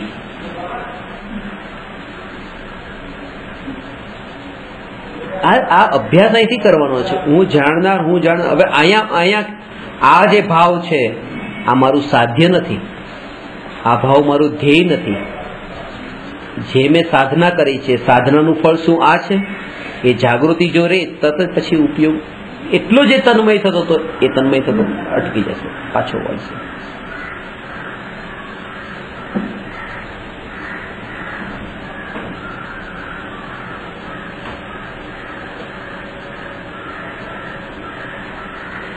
એ સ્થિતિમાં પછી તમે આ વિકલ્પોમાં પણ નથી અટકતા કે મારા કોઈ એવા પાપના ઉદય હશે કે આવું થયું છે, બીજા કોઈના એવા પાપના ઉદય નતા. આ બધામાં પણ નથી અટકતા. આ પહેલી પ્રાથમિક ભૂમિકામાં હતું.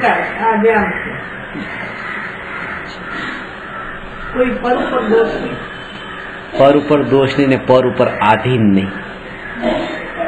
આમ નહીં હોય તો મારું શું થઈ જશે, આમ નહીં હોય તો મારું શું થઈ જશે.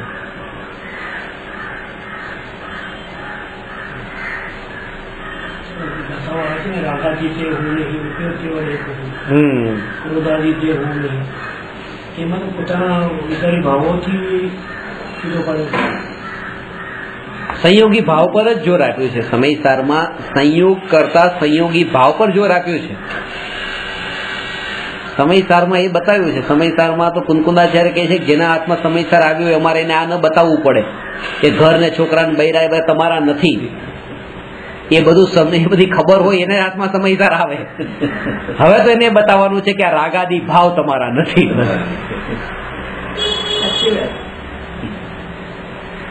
પછી પ્રગટ જુદે ધનધામાં આ જે પ્રગટ જુદા દેખાય છે એને શું બતાવીએ કે આ જુદા છે.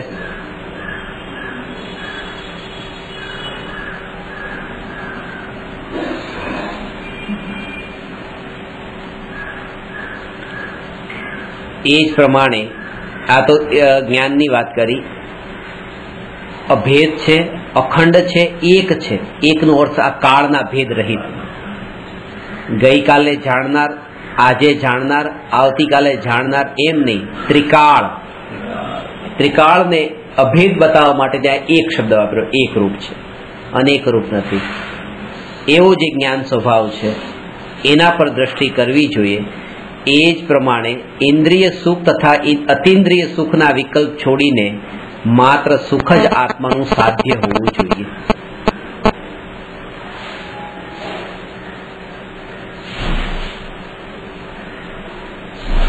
સુખને પ્રાપ્ત કરવું છે એમ નહીં. સુખ સ્વભાવ છે. અરે સુખ મારામાં છે, સુખ મારામાં છે. હું સુખ સ્વભાવી છું. હું સ્વયં સુખ છું. અભેદ, એકત્વ. હું સ્વયં સુખ છું. જ્ઞાન મારામાં છે એમ નહીં. જ્ઞાન મારામાં છે એટલે કે આત્મામાં ને જ્ઞાનમાં ભેદ પાડ્યો કે હું આત્મા ને મારામાં જ્ઞાન. આ ભેદ નહીં, અભેદતા. એવી અભેદતા હું સ્વયં સુખ છું.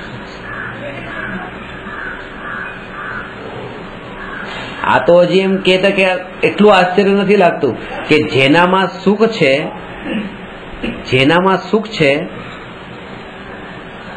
એ સુખના માટે બીજા પાસે જાય છે. એમાં એટલું આશ્ચર્ય નથી લાગતું. પણ જે સ્વયં સુખ છે એ સુખ બીજાની પાસે સુખ માટે જાય છે એ વધારે આશ્ચર્ય લાગે છે. એટલે બતાવ્યું કે તમને જાગૃત કરવા માટે એમ કે નહીં, તમે તમારામાં સુખ છે એમ નહીં, સુખ જ છે. પોતે જ પોતે જ.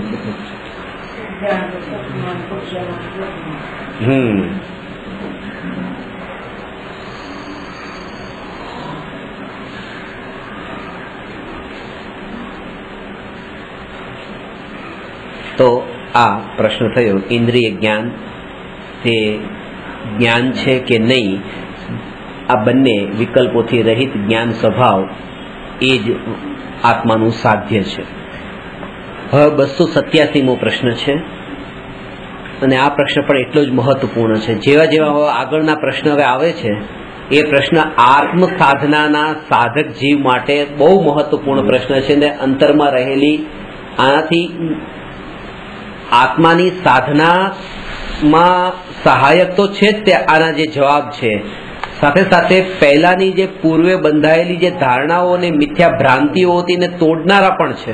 અને આ પ્રશ્ન પણ એવો જ છે જે હું તમને પૂછીશ એટલે બધાનો જવાબ ખોટો હશે. જોજો બંધનું કારણ શું છે, બંધનું કારણ શું છે? શુભોપયોગ કે અશુભોપયોગ? અશુભોપયોગ એકલો. અશુભોપયોગ એકલો બંધનું કારણ છે. બંધ કર્મ બંધનું કારણ શુભોપયોગ છે કે અશુભોપયોગ?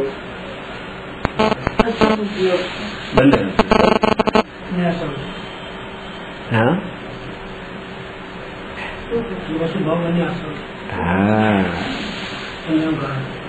બંને બંધનું કારણ નથી. અશુભોપયોગ અને શુભોપયોગ બંધનું કારણ નથી. તેથી શુદ્ધોપયોગ નિર્જરાનું કારણ નથી. આ વાતને સમજી લો, ઘણી ભ્રાંતિઓ છૂટી જશે. અને આ વાક્ય હું તમારા માટે ઘણી વાર કહેતો હોઉં છું ખાસ તમારા માટે કહું છું કે તમારામાં આટલો એક સદગુણ છે, તમારું ધ્યાન અહીંયા સ્થિર રહેતું નથી, વિચાર બહાર જતા રહે. પછી તમને કહું કે અહીંયા જોઉં છું ને તરત તમે પછી જો તો ઉપયોગ ચંચળ થઈ જાય, ક્યાંનો ક્યાં ઉપયોગ જતો રહ્યો પાછો અહીંયા આવી જાય. ત્યારે હું તમને આ વાત કહું છું કે ઉપયોગની ચંચળતા કરતા ચિત્તની મલિનતા આત્મા માટે વધારે ખતરનાક છે. આ વાતને સમજો. ફરીથી કહું છું, ઉપયોગની ચંચળતા કરતા ચિત્તની મલિનતા વધારે ખતરનાક છે. તમે પ્રવચન સાંભળો છો, ઉપયોગ ચંચળ છે, ક્યાંય ક્યાંય ભમે છે. અને એક બીજી વ્યક્તિ છે કે જેનો ઉપયોગ બિલકુલ પ્રવચનમાં છે, ઉપયોગ બિલકુલ સ્થિર છે. તમારો ઉપયોગ ચંચળ છે, એનો ચંચળ નથી. પણ તમારા મનમાં કોઈના માટે કપટનો ભાવ નથી, કોઈ દેખાવ કરવાનો ભાવ નથી, જેવું હોય એવું અંદરમાં સરળતાનો ભાવ છે. તો આજે ચિત્તની જે મલિનતા જે છે એ મલિનતા નથી. પેલામાં એ ચિત્તની મલિનતા ઘણી બધી છે કે હમણાં દુકાને જાવ, આનું આમ કરી નાખું, આનું આમ કરી નાખું. ઉપયોગ બિલકુલ સ્થિર છે પ્રવચન સાંભળવામાં. એટલે એ કે ઉપયોગની ચંચળતા કરતા ઉપયોગની ચંચળતા એટલી ખતરનાક નથી જેટલી ચિત્તની મલિનતા ખતરનાક છે, અહિતકારી છે. કારણ કે ઉપયોગના કારણે બંધ પણ નથી ને નિર્જરા પણ નથી. ચિત્ત કેવું છે એના કારણે બંધ ને નિર્જરા છે. હવે આ વાતને હજી વધારે સમજવાની છે આગળ.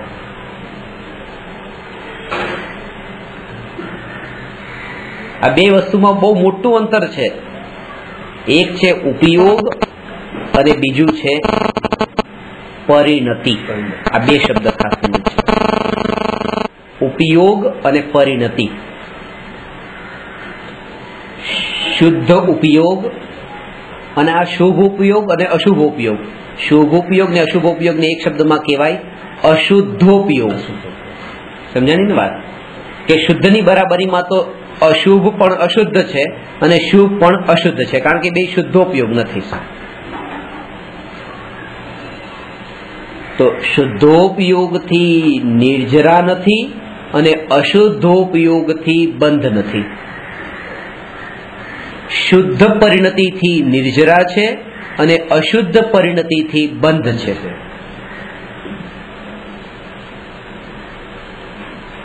ઉપયોગથી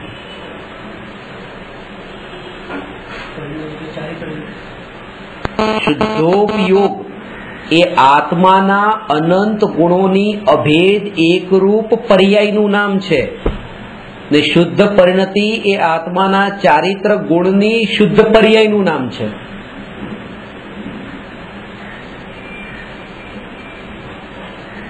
જો શુદ્ધોપયોગની નિર્જરાનું કારણ કહીએ, શુદ્ધોપયોગની નિર્જરાનું કારણ કહીએ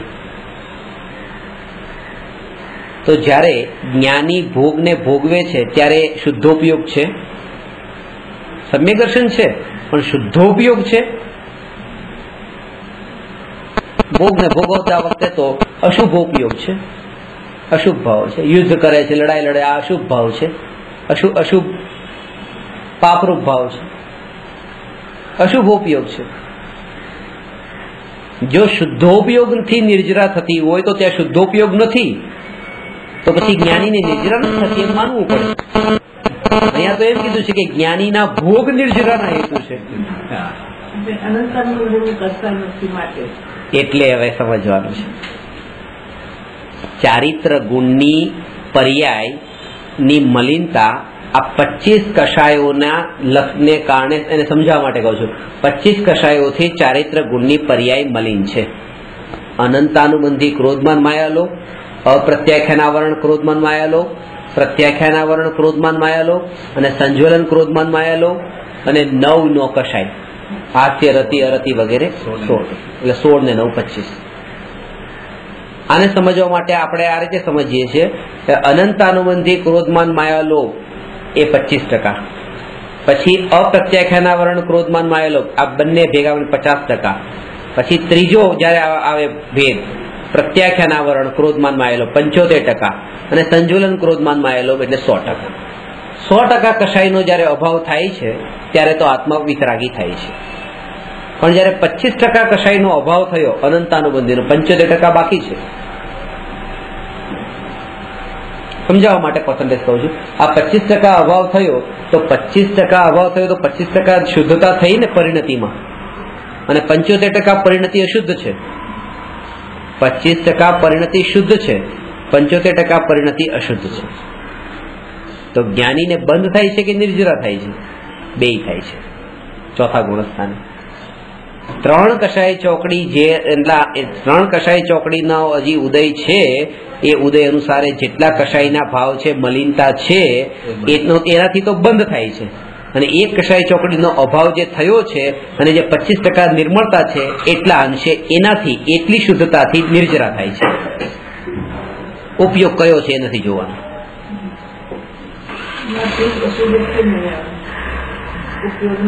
ના આવે કોઈ શુદ્ધો ઉપયોગ, શુભો ઉપયોગ, અશુભ ઉપયોગ આવે નહીં. હવે આના ઉપર ખબર તમારું ધ્યાન ક્યાં જાય છે એ મહત્વનું નથી.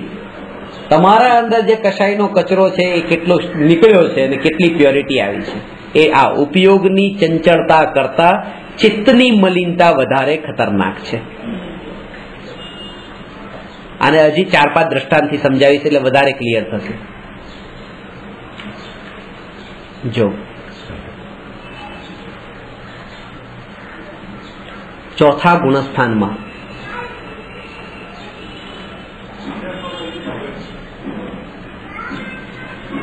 અશુભોપયોગ છે,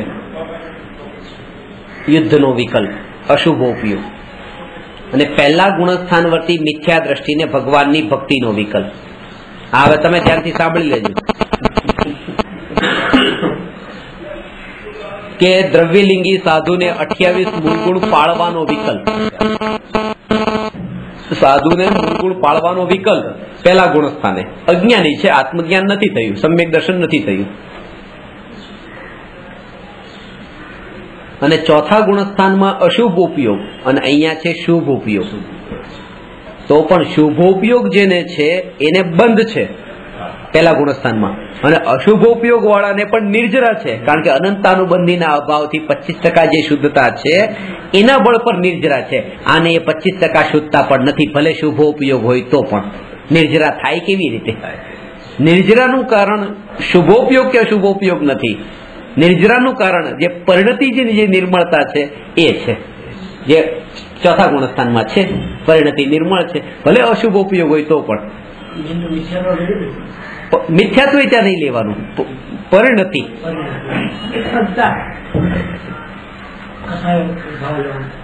પરિણતિ ચારિત્રની વાત બતાવું છું, કારણ કે ત્યાં મિથ્યાત્વ કહ્યું એ પ્રતીતિની વાત આવી. પછી મિથ્યાત્વ એ પ્રતીતિ છે. મિથ્યાત્વનું છોટું અને સમ્યક તો પ્રગટ થવું એ તો પ્રતીતિ છે, સમ્યક પ્રતીતિ થઈ. પ્રતીતિ પછી પરિણતિ પહેલા આવે. પરિણતિ અને પ્રતીતિ બંનેમાં જે છે ને, બેમાં આગળ પ્રતીતિમાં સાચી અને ખોટી, સમ્યક પ્રતીતિ અને મિથ્યા પ્રતીતિ. એમાં શુદ્ધ પ્રતીતિ ને શુદ્ધ પ્રતીતિ ન હોય, પણ પરિણતિમાં શુદ્ધ પરિણતિ ને અશુદ્ધ પરિણતિ એવો ભેદ હોય. ત્યાં સમ્યક મિથ્યા નહીં, ત્યાં શુદ્ધ ને અશુદ્ધ. કારણ કે એના અવિભાગ પ્રતિચ્છેદો ચારિત્ર ગુણની પર્યાયમાં એ ક્રમે ક્રમે ક્રમે ક્રમે શુદ્ધ થાય છે, જેમાં શ્રદ્ધામાં નથી આવું. શ્રદ્ધામાં તો જે થઈ તો 100% શુદ્ધ થઈ. હા, એનો અલગ પ્રકાર છે, પણ એ કષાયોથી સંબંધિત જ છે. બરાબર છે, એ ચારિત્રની વાત છે. આ તો પહેલી વાત કરી કે શુદ્ધ પરિણતિ જયારે હોય તો પ્રતીતિ એ વખતે સમ્યક હોય, સમ્યક જ હોય. કારણ કે શુદ્ધ પરિણતિ હોય કોને? કે જે ચોથા ગુણસ્થાનમાં હોય, અને ચોથા ગુણસ્થાન સમ્યક દર્શન હોય. એ તો પછી 25% શુદ્ધ પરિણતિ હોય, 50% શુદ્ધ પરિણતિ હોય, 75% શુદ્ધ પરિણતિ હોય કે 100% શુદ્ધ પરિણતિ હોય. શુદ્ધ પરિણતિ જ્યાં છે એ શુદ્ધ પરિણતિ જેના બળ પર શુદ્ધ થઈ છે, એ તો આ સમ્યક પ્રતીતિ છે. પહેલા પ્રતીતિ પછી પરિણતિ થાય, બંને એક સાથે થાય. પણ જે સમયે સમ્યક દર્શન થયું છે એ જ સમયે અનંતાનુબંધી ક્રોધમાન માયાલોભનો અભાવ થયો છે. સમય ભેદ નથી, એ જ સમયે થયો છે. પણ આ સમ્યક પ્રતીતિ એ કારણ છે ને પેલું કાર્ય છે. એટલે એમ કહેવાય કે આના કારણે આ થયું, પેલા આ થયું, પછી એમ કહીએ, બાકી એક સમય છે. આ તો પહેલી વાત કે મિથ્યા દ્રષ્ટિને 28 મૂળગુણ વગેરે શુભ ભાવ એ શુભ વિકલ્પ એ શુભ ઉપયોગના કાળે પણ બંધ છે અને સમ્યક દ્રષ્ટિને અશુભોપયોગના કાળે પણ નિર્જરા છે, કારણ કે એ સમયે જે બંધનું કારણ શુભોપયોગ કે અશુભોપયોગ નથી, ઉપયોગ નથી. આ પરિણતિ જેટલા અંશે શુદ્ધ છે એ નિર્જરાનું કારણ છે, જેટલા અંશે પરિણતિ અશુદ્ધ છે બંધનું કારણ છે. મિથ્યા દ્રષ્ટિને 100% પરિણતિ અશુદ્ધ છે, બંધ જ બંધ છે, બંધ જ બંધ છે. અને પાછું સમ્યક દ્રષ્ટિને નિર્જરા છે પણ સમ્યક દ્રષ્ટિને બંધ નથી કે છે, કારણ કે તીર્થંકર પ્રકૃતિનો બંધ તો સમ્યક દ્રષ્ટિને થાય છે ને. તો કેવી રીતે? તો કે એ જે બંધ થાય છે ને તીર્થંકર પ્રકૃતિનો, તો આ કે જે હજી 75% જે અશુદ્ધતા છે એનાથી બંધ છે અને 25% જે શુદ્ધતા છે એનાથી નિર્જરા છે, પણ ઉપયોગના કારણે બંધ નથી ને ઉપયોગના કારણે નિર્જરા નથી. આ બીજી વાત. હવે આ તો પહેલી વાત, પહેલું ને ચોથા ગુણસ્થાનની વાત કરી. હવે બીજી વાત,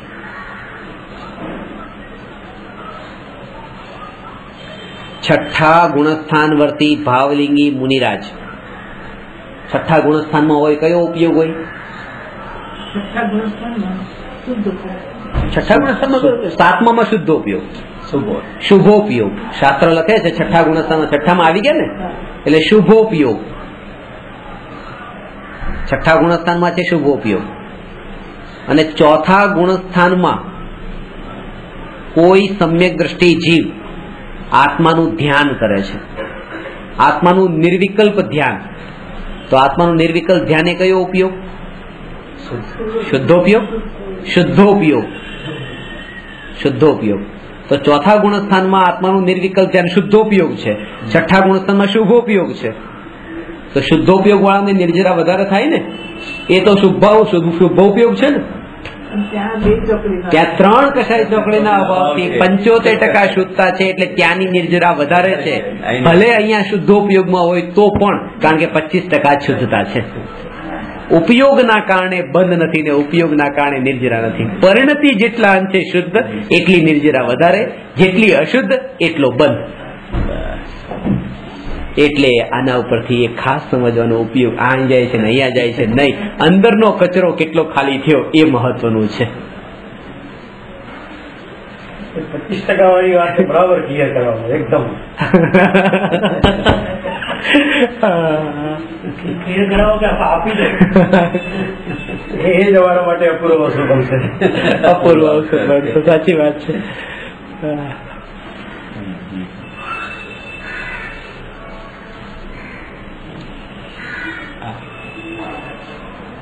એનો અર્થ શું છે? આજે એનો અર્થ એ છે કે ઉપયોગ તો જાય છે, ઉપયોગ તો જાય છે, ઉપયોગ તો જાય છે મમ્મી પાસે, મમ્મીના ભાઈ પાસે, ભાઈના એના દીકરા પાસે, એટલે આમ કરતા કરતા મામાના દીકરા ને એના દીકરા બધે ઉપયોગ જાય છે. પણ જે આ રાગનો વિકલ્પ ઉપયોગને લઈને ગયો એ રાગને પણ પોતાનો માન્યો નથી ને જ્ઞાયકને પોતાનો માન્યો છે. આ જે જાગૃતિના કારણે આ 25% શુદ્ધતા છે. ઉપયોગ ચંચળ છે પણ ચિત્ત મલિન નથી. હા, અને માન્યતાના બળ પર જ ત્યાં અનંતાનુબંધી વાળો જે કસાઈ એ કસાઈનો કચરો નથી. જાગૃતિના લીધે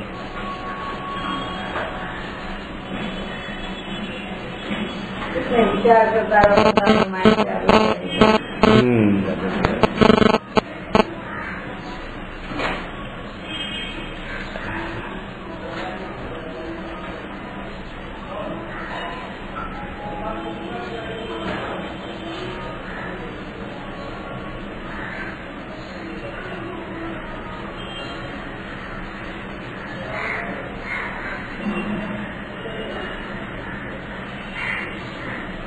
હવે આ વાતને આ રીતે, બીજી રીતે, હજી ત્રીજી રીતે સમજો. પહેલા ગુણસ્થાન વર્તી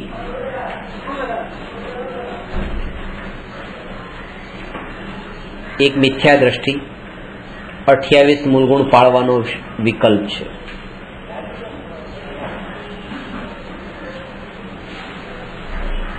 અને દીક્ષા લઈ લીધી છે, અને અન્યમતી જે રાગી દેવી દેવતાઓને માને છે. એક આ શુભોપયોગ અને પેલો અશુભોપયોગ. રાગી દેવી દેવતાઓની માન એ અશુભોપયોગ અને આ શુભોપયોગ.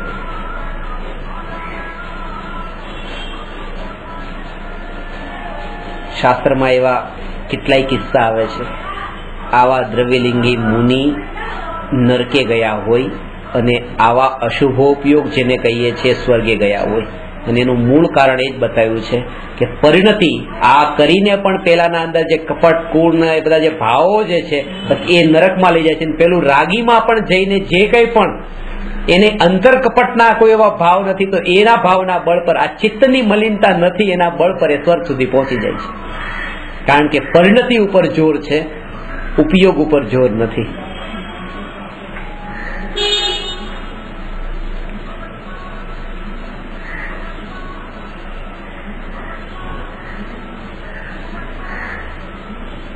હવે તો જોર ક્યાં આપવાનું છે? પરિણતિ ઉપર જ જોર આપવાનું છે. હવે તો આટલી વાત તો ખબર પડી ગઈ. ઉપયોગમાં તો આટલા દ્રષ્ટાંત ના, ઉપયોગમાં તો કઈ રાખ્યું. તો હવે એક વાત છેલ્લે આ પણ સમજી લો કે અનાદિકાળથી એક વાર પણ પરિણતિ નિર્મળ શુદ્ધ થઈ નથી. અને જ્યારે એ પરિણતિ શુદ્ધ થાય છે, જેની આપણે વાત કરી શુદ્ધ પરિણતિ, જેના નિર્જરાનું કારણ બને છે, જે સમયે પરિણતિ શુદ્ધ થાય છે એ નિયમથી શુદ્ધોપયોગના આધારે થાય છે. એટલા માટે એ શુદ્ધોપયોગની પણ આટલી મહિમા છે, કારણ કે એના વગર આત્મામાં સ્થિર થયા વગર અનંતાનુબંધી જશે કેવી રીતે? એ 25% નિર્મળતાના બળ પર નિર્જરા થાય બરાબર છે, 75% કારણે બંધ થાય બરાબર છે, પણ એ સ્થિતિ તો આત્મામાં લીન થાય ત્યારે આવે છે. એટલા માટે પરિણતિ આવે કે ચેન્જ કેવી રીતે થાય?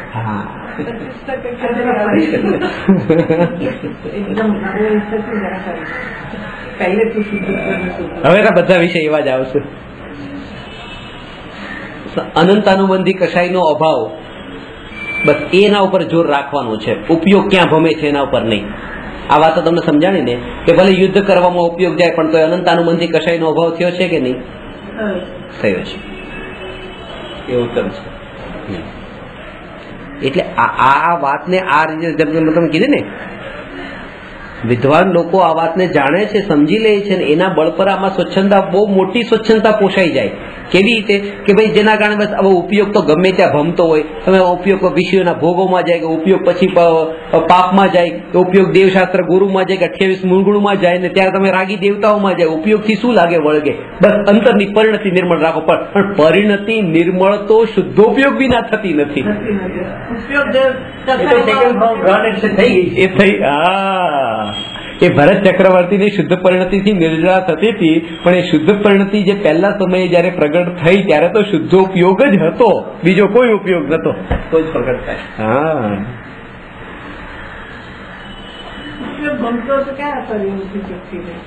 રે પણ પ્રગટે નહીં. ત્યારે ચોખ્ખી રહી હતી 25%, પણ પ્રગટી ક્યારે કે જયારે ઉપયોગ સ્થિર થયો ત્યારે. એટલે આત્મામાંથી બહાર આવી જાય તો પરિણતિ કઈ નિર્મળ નથી રહેતી એવું નહીં, નિર્મળ જ રહી છે. થોડીક ઓછી નિર્મળ રહી એવું નથી, એ નિર્મળ રહી છે. પણ ઉપયોગ તો ફરતો જ રહેવાનો છે. ઉપયોગ ક્યાં? ઉપયોગ તો નિયમથી, ત્યાં શુદ્ધોપયોગનો કાળ જ કેટલો છે સમયનો, ચોથા ગુણસ્થાનમાં તો. અને મોટા ભાગનો ઉપયોગ તો 12માં જ છે. મોટા ભાગનો સમય તો ઉપયોગ પરમાં છે. અને એટલા માટે બસ જ્ઞાનીઓનો ઉપયોગ તો 12માં જાય છે, 12માં જાય છે, દુકાનમાં જાય છે, ભોગમાં જાય છે, બધા પત્ની પરિવાર બધા સાથે રહેવામાં ઉપયોગ જાય છે. બસ એટલે એના ઉપર એટલું જોર નથી આપવાનું. બસ પરિણતિ નિર્મળ રાખો. પણ પરિણતિની નિર્મળતા એ શબ્દ માત્ર રહી ગયું છે. એ પરિણતિની નિર્મળતા એ શુદ્ધોપયોગના બળે થઈ છે. જગતના દરેક પરપદાર્થ, દરેક જ્ઞેયથી એ ઉદાસીનતા આવ્યા વિના ઉપયોગ ત્યાંથી હટે નહીં, સ્વભાવમાં સ્થિર થાય નહીં, અને ત્યાં સુધી પરિણતિ નિર્મળ થાય નહીં. જેને સ્વભાવનો અનુભવ કરી લીધો છે એની પછી પરિણતિ 12માં ભટકે તો એની પરિણતિ 12માં અત્યારે જે પરિણતિ 12માં ભટકે છે એ પરિણતિને 12માં ભટકાવવા વાળો, આ ઉપયોગને 12માં ભમાવવા વાળો અનંતાનુબંધી કસાય છે, અને જ્ઞાનીને ભમાવવા વાળો અનંતાનુબંધી નથી, એટલા માટે એ નિર્દોષ છે. ત્યાં અપ્રત્યક્ષ અનાવરણાદી જે 3 કસાય ચોકડી એ ઉપયોગને બહાર લઈને જાય છે. પરિણતિ એટલે શુદ્ધ છે.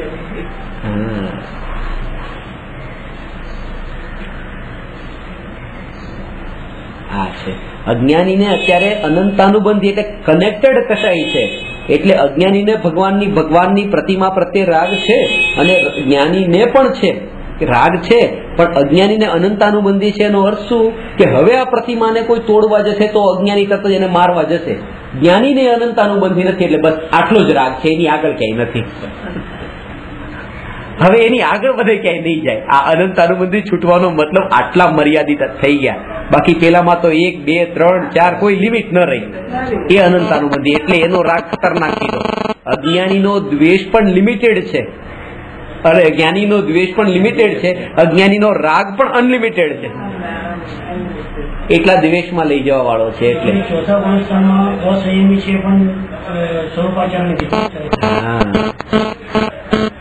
ચોથા ગુણસ્થાનમાં સ્વરૂપાચરણ ચારિત્ર કહ્યું છે ને, અસંયમ છે.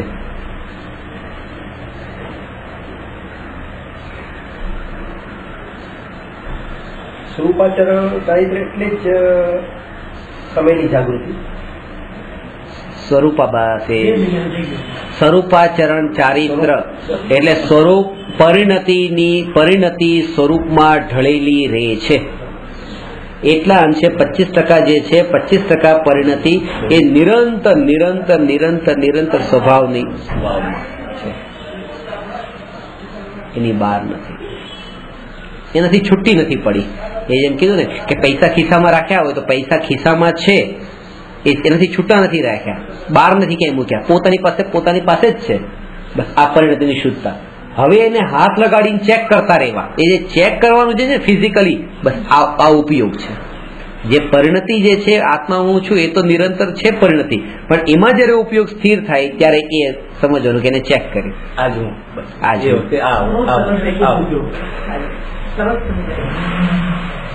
પૈસાથી તો ભલભલી વસ્તુ સમજાઈ જાય.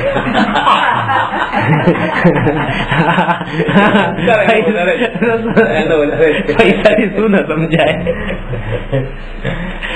ત્યાં સુધી આવાજ નહીં સમજાય, પૈસા સમજાય આવે છે. એટલે કે એ 10,000 રૂપિયા છે, 10,000 રૂપિયામાં પછી સ્પર્શના લાંબો કાળ માટે એની એવરેજ જે છે એવરેજ છે. જઈએ છે 8 કલાકની સફર છે, તો 8 કલાકની સફરમાં પછી આપણે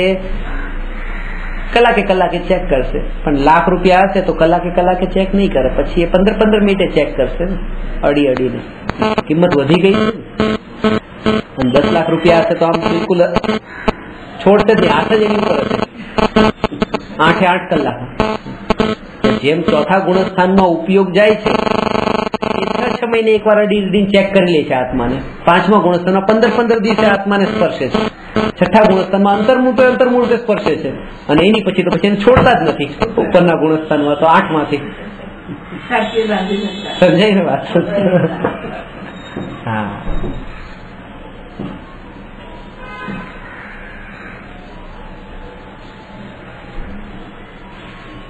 એ છે કે પૈસા છે ત્યારે ટિકિટની લાઈનમાં ઊભું રહેવું પડ્યું છે, ટિકિટ લે છે, એ ટ્રેનમાં ચડે છે, ટ્રેનમાંથી ઉતરે છે, એ બધું જે કરે છે આ કરવું પડે છે. બાકી તો પ્રયોજન તો આ વસ્તુને ત્યાં લઈ જવાની છે, આ જ પ્રયોજન. અને સ્પર્શ ના રે, નહીં તો લઈને કોને જશે? એટલે આત્માને મોક્ષે લઈ જવાનો છે, આત્માની સ્પર્શ ના રે બસ. અને આ બધું આહાર વગેરે જે કઈ પણ બહારની ક્રિયા આ બધી બસ કરવી પડે છે એવી લાગી. આનંદ નથી.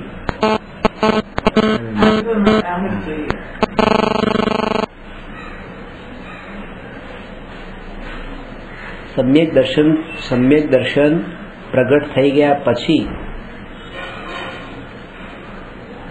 એ સમ્યક દ્રષ્ટિ દવા લઈ કે ન લઈ, તમે જેટલી દવા લેતા હશો ને, મહિનાની દવા, સમ્યક દ્રષ્ટિ રોજની એટલી દવા લે, એક ટાઈમની એટલી દવા લે. તમારી મહિનાની દવા ભેગે કરશો ને તો એનો ઢગલો એટલો નહીં થાય કે જ્ઞાનીનું એક ટાઈમનું ભોજન. અને જ્ઞાની આ જે ભોજન છે એને જ દવા માને છે. દવા માને છે. દવા અને ભોજન વચ્ચે અંતર છે. ભોજન એટલે કે કરવો ભાવ પણ હોય, સુખ બુદ્ધિ પણ હોય, મજા આવતી હોય. દવામાં કોઈ મજા નથી, કરવું પડે છે. આ દવા બની ગઈ. એ હલવો પણ દવા છે જ્ઞાની માટે. બસ હલવો પણ જ્ઞાની માટે દવા છે. દેહને ટકાવો છે.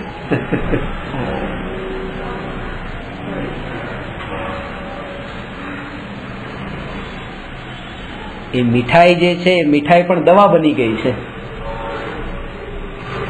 જયારે અજ્ઞાની માટે દવાને પણ મીઠી બનાવવી પડે. જો કોઈ ઉધરસની હોય તો એને થોડી ગળી હોય તો ફ્લેવર, આ ફ્લેવર કે આ ફ્લેવર, દવામાં પણ ફ્લેવર નાખવો પડે.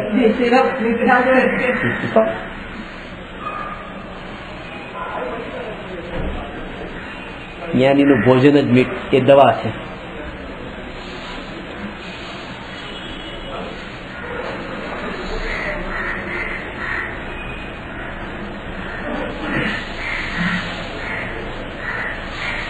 કારણ કે આ દેહને ટકાવવાનો બહુ લાંબો વિચાર નથી કર્યો.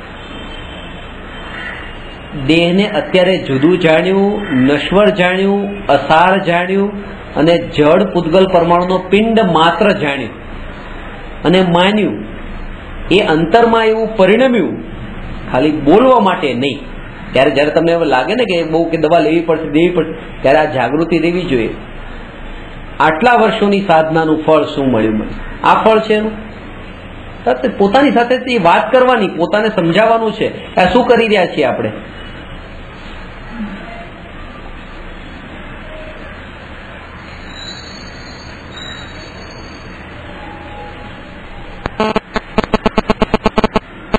આગળનો વિચાર કર્યો, ભવિષ્યનો વિચાર કર્યો, ટકાવવાનો વિચાર કર્યો, એનાથી પોતાનું અસ્તિત્વ માન્યું, એને આ છે કે ટકાવવું.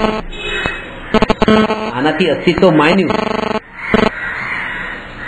આ જગ્યા છોડીને જવી નથી, આ દેહ છોડીને જવો નથી. એ જ તે એટલો દુઃખી કરે છે.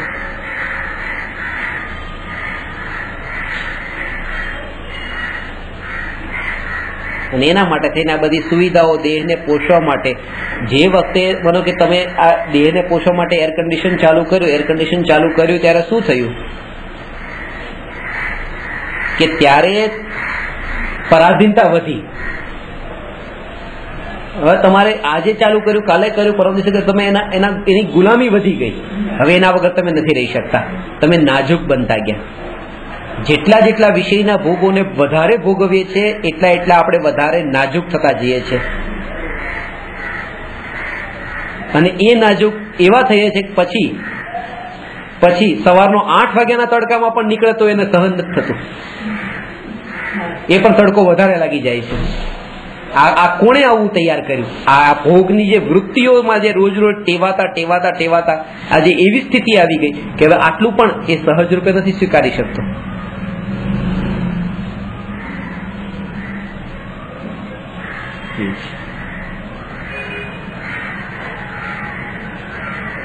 એટલે દેહના માટેનો એનો આગળનો વિશેષમાં જવાનું નથી. આ વિશેષમાં ગયા, આ દેહ કાલે રહેશે કે નહીં રહે, દેહ રહેશે તો હું રહીશ, આ દેહના આ સગા છે, આના આ સગા છે, આના આ બધા વિશેષમાં ગયા.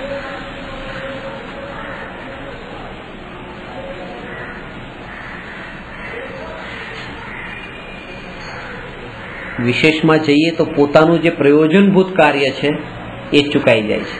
આ જેટલા પણ વિશેષોમાં જઈએ છીએ,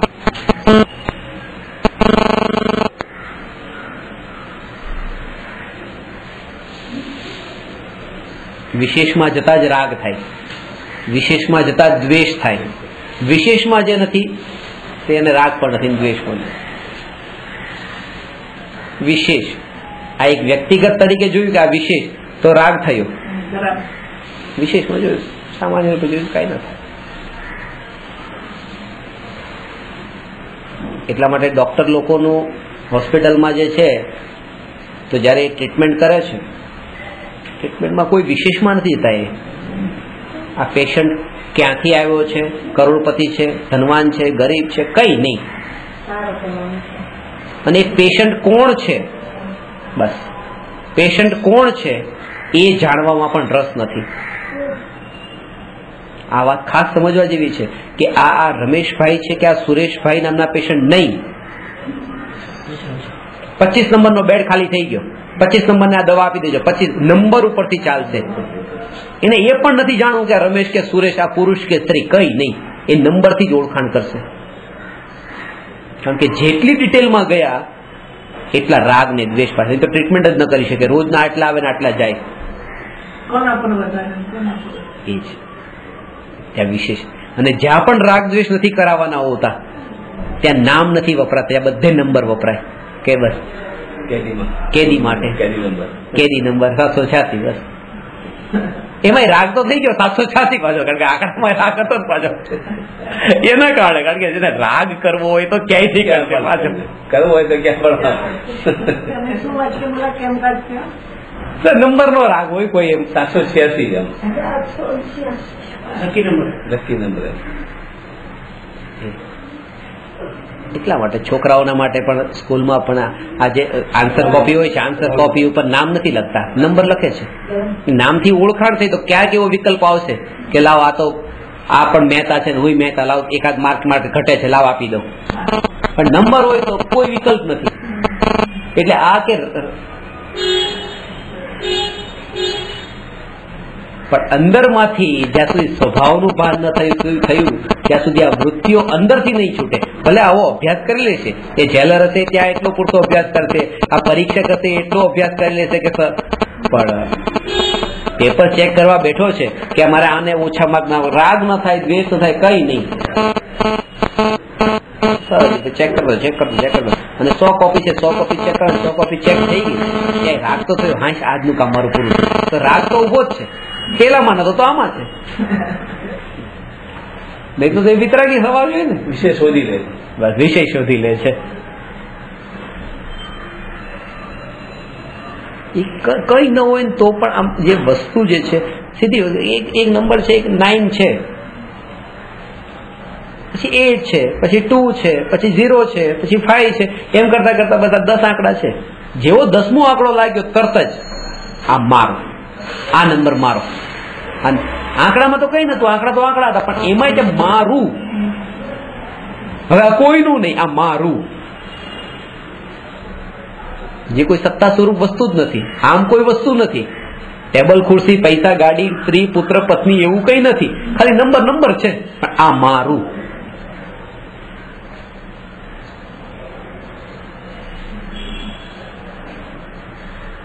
સુખ માટે વલખા મારતો હોય ને ક્યાંયથી ન મળતું હોય તો શું કરે? ક્યાંક ને ક્યાંક ક્યાંય અહીંયા જાઓ, અહીંયા જાઓ, અહીંયા જાઓ, આને મારું આને મારું બનાવો, આને મારું બનાવો. 1 નંબર તો છે, બીજો લઈ લો, 2 નંબર રાખું, 2 ને મારા બનાવો.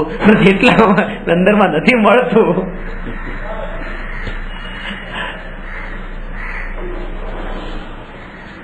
ઉપાય એ જ છે, સોલ્યુશન બસ. 1 મોબાઈલ રાખ્યો તો બીજો રાખું, એક મોબાઈલમાં 2 સિમ કાર્ડ રાખું, 3 સિમ કાર્ડ રાખું, વધારે રાખું. કારણ કે શાંતિ નથી મળતી તો હજી કંઈક કરું તો મળશે એ આશા સાથે. જેટલો વિશેષોમાં ગયો એટલો રાગ અને દ્વેષના વિશેષોના વિકલ્પોમાં પણ નિયમથી જવાનો, એટલે વિશેષોમાં જવાની ના પાડે. ઉપયોગને ભમાવો નહીં. આ ઉપયોગ ભમે છે એટલે વિશેષોમાં જાય છે, વિશેષોમાં જાય છે એટલે જ પરિણતિ નિર્મળ થતી નથી. કારણ કે ઉપયોગ સ્વરૂપમાં સમાય ત્યારે પરિણતિ નિર્મળ થાય, પણ સમાવાની વાત તો દૂર છે. પેલા તો જે દૂરના વિષયોમાં ભમે છે ત્યાંથી સમેટાતો જાય. એને નિરર્થક પેલા જાણે, અત્યારે તેને સાર્થકતા લાગે છે કે આ ઉપયોગ અહીંયા ગયો, એમાં કંઈક છે, કંઈક લેવાનું છે, કંઈક મારું નજીકનું છે. એને એટલું દૂરનું નથી લાગતું, એટલા માટે નિરર્થક નથી લાગતા. નિરર્થક લાગે તો એનાથી ઉદાસ થાય. ઉદાસીનતા વિના અનુભૂતિ નથી. આ વાત આને થોડી લેવાની છે, એ આવતીકાલે આપણે લઈશું. નમો અરહંતાણમ नमो सिद्धाणं नमो आयर्याणं नमो उपजायाणं नमो लोये सवसा।